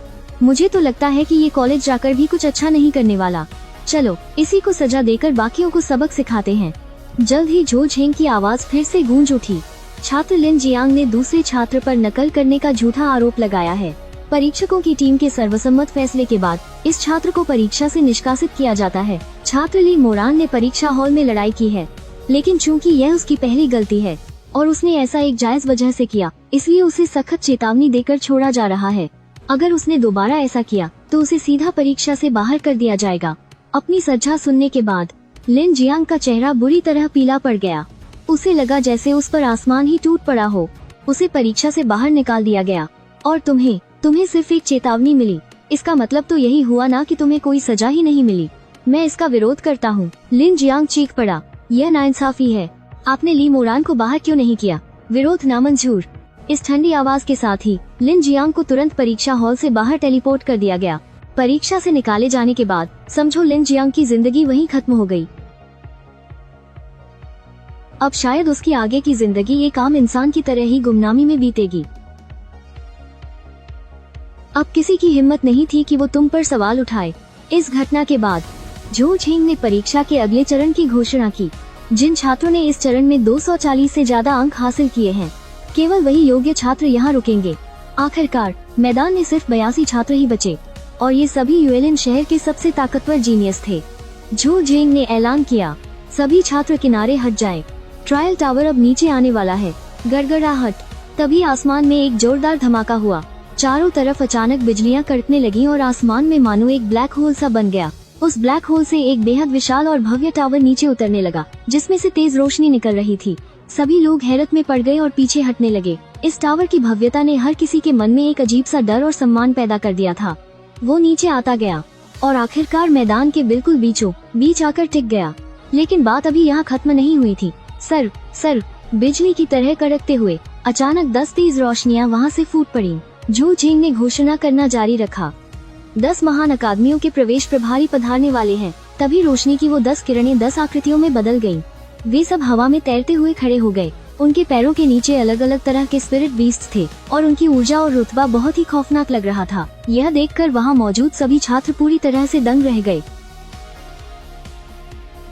एक अधेड़ उम्र के आदमी ने अपने जानवर को वापस बुलाया और बड़ी ही दमदार आवाज में कहा, मैं तियान वू अकादमी का प्रवेश प्रभारी झाओ वू हूँ। उसने पूरे दम से चिल्लाकर कहा। एक विशाल भेड़िए पर सवार होकर आए एक बुजुर्ग ने कहा, मैं झोंग युआन अकादमी का प्रवेश प्रभारी शू ले चेंग हूँ। उसके तुरंत बाद एक विशाल अजगर पर सवार होकर एक हट्टा कट्टा आदमी आगे आया। मैं छिंग शान अकादमी का प्रवेश प्रभारी यू शान हूँ। एक एक करके वो सभी धुरंधर ट्रायल टावर के सामने जमीन पर उतरे। उनके बड़े बड़े नाम सुनकर वहाँ मौजूद सभी छात्रों के रोंगटे खड़े हो गए। ये तो 10 महान अकादमियों के प्रभारी हैं। बहुत से लोग तो खुशी और उत्साह से पागल हुए जा रहे थे। तभी एक भयानक दहाड़ से पूरा परीक्षा मैदान गूंज उठा। उस काले ड्रैगन को देखकर अनगिनत छात्रों के खौफ से पसीने छूट गए। वो तो डार्क ब्लड ब्लैक ड्रैगन है। अगर मेरी याददाश्त सही है तो ये तो ओवरलॉर्ड ब्लडलाइन वाला स्पिरिट बीस्ट है ना। वो काला ड्रैगन धीरे धीरे जमीन पर उतरा। एक बुजुर्ग सबसे आगे आकर खड़े हुए और भारी आवाज में बोले, मैं दी जिंग अकादमी का प्रवेश प्रभारी जियांगरू हूँ। दी जिंग अकादमी। उस बुजुर्ग का नाम और रुतबा सुनते ही लोगों की हैरानी पल भर में दूर हो गई। आखिर दी जिंग अकादमी दशिया साम्राज्य की सबसे बेहतरीन अकादमी जो है, उनके पास पूरे दशिया साम्राज्य के सबसे बेहतरीन संसाधन है और वो 10 महान अकादमियों में नंबर 1 पर है। यहाँ तक कि बाकी 9 अकादमियों को मिला भी दिया जाए तो भी उनके पास दी जिंग अकादमी जितने संसाधन नहीं होंगे। लेकिन दी जिंग अकादमी सिर्फ सबसे आला दर्जे के 20 टेमर्स को ही चुनती है। ये बात बहुत से लोग जानते थे। उन्हें पता था कि दी जिंग अकादमी में जाना उनके बस की बात नहीं है। 10 महान अकादमियों के प्रभारी एक एक करके पधार चुके थे। मैदान में उनके बैठने का इंतजाम पहले से ही किया गया था। सभी प्रभारी अपनी अपनी जगह पर जाकर आराम करने लगे और तभी झो झेंग ने तुरंत घोषणा की, अब आगे ट्रायल टावर की परीक्षा होगी। यह ट्रायल टावर दी जिंग अकादमी के टैबू टावर की नकल करके बनाया गया है। इसमें कुल 5 मंजिलें हैं। हर मंजिल का माहौल और चुनौतियाँ बिल्कुल अलग अलग होंगी। टावर में आपके प्रदर्शन के हिसाब से आपको अंक दिए जाएंगे। जो कोई तीसरी मंजिल को पार कर लेगा सिर्फ उसे ही पास माना जाएगा और उसे 10 महान अकादमियों में सीधा प्रवेश पाने का मौका भी मिल सकता है। यह सुनते ही मैदान में मौजूद सभी छात्र परीक्षा के लिए बेताब हो उठे। जो लोग इस तीसरे राउंड तक पहुँचे थे वो सब अपने अपने स्कूलों के होनहार जीनियस थे। यहाँ सबसे कमजोर टैलेंट भी ए रैंक का था। जिनके पास ताकत नहीं थी वो तो पहले 2 राउंड्स में ही बाहर हो चुके थे। बूम! एक जोरदार गड़गड़ाहट के साथ ट्रायल टावर का विशाल दरवाजा खुल गया। सभी छात्र लाइन में लगकर ट्रायल टावर के अंदर जाने लगे। यहाँ तक कि प्रभारियों ने भी आपस में बातें करना शुरू कर दिया था। टीचर झाओ, अभी देखते हैं, अगर कोई होनहार बच्चा मिला तो टीचर शू, आप उसे हमसे छीन नहीं सकते। वाह, आप दोनों का उत्साह तो देखने लायक है। मेरी छिंग शान अकादमी भी कुछ अच्छे टैलेंट को चुनना चाहती है। बातें करते करते उन लोगों का ध्यान जियांगरू पर गया। मास्टर जियांग, क्या बात है? इस साल दी जिंग अकादमी ने आपको यहाँ भेजा है। क्या यू लिन शहर में कोई खास जीनियस पैदा हो गया है? दी जिंग अकादमी में जियांगरू का रुतबा बहुत ऊंचा था। यू लिन शहर जैसी छोटी सी जगह पर आमतौर पर सिर्फ नौजवान टीचर्स को ही भेजा जाता था, लेकिन इस साल खुद जियांगरू का यहाँ आना यकीनन दाल में कुछ काला था। जियांगरू ने हंसते हुए कहा, हाँ, तुम लोगों को बता देने में कोई हर्ज नहीं है। मैं यहाँ खुद हालात देखने आया हूँ। अगर मुझे कोई सच में काबिल बच्चा मिल गया तो मैं उसे अपने साथ अकादमी ले जाकर बेहतरीन ट्रेनिंग दूंगा। यह सुनकर आसपास के सभी लोग बुरी तरह हैरान रह गए। अरे वाह, बहुत बहुत बधाई। जियांग लाओ की किस्मत तो देखो। देखते ही देखते सारे परीक्षार्थी ट्रायल टावर के अंदर चले गए। उसी समय स्क्वायर की बड़ी स्क्रीन पर इन सभी उम्मीदवारों की जानकारी भी दिखने लगी। ज्यादातर के पास एस और ए लेवल का टैलेंट था, लेकिन उनमें से लू जिंगहोंग का एस लेवल का टैलेंट सबसे अलग ही चमक रहा था। पूरे परीक्षा हॉल में सिर्फ उसी के पास एस लेवल का टैलेंट था। सब लोग तुरंत समझ गए कि जियांग लाओ को यही लड़की चाहिए। सबने आपसी समझ से तय कर लिया कि वो जियांग लाओ से कोई टक्कर नहीं लेंगे। अगर इसका प्रदर्शन अच्छा रहा तो हम इसे अपनी तरफ करने की कोशिश कर सकते हैं। पर रुको, यहाँ एफ लेवल के टैलेंट वाला एक बीस्ट टेमर कैसे आ गया? ये सब क्या हो रहा है?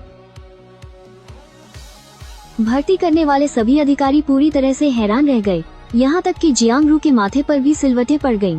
क्या स्क्रीन में कोई खराबी आ गई है?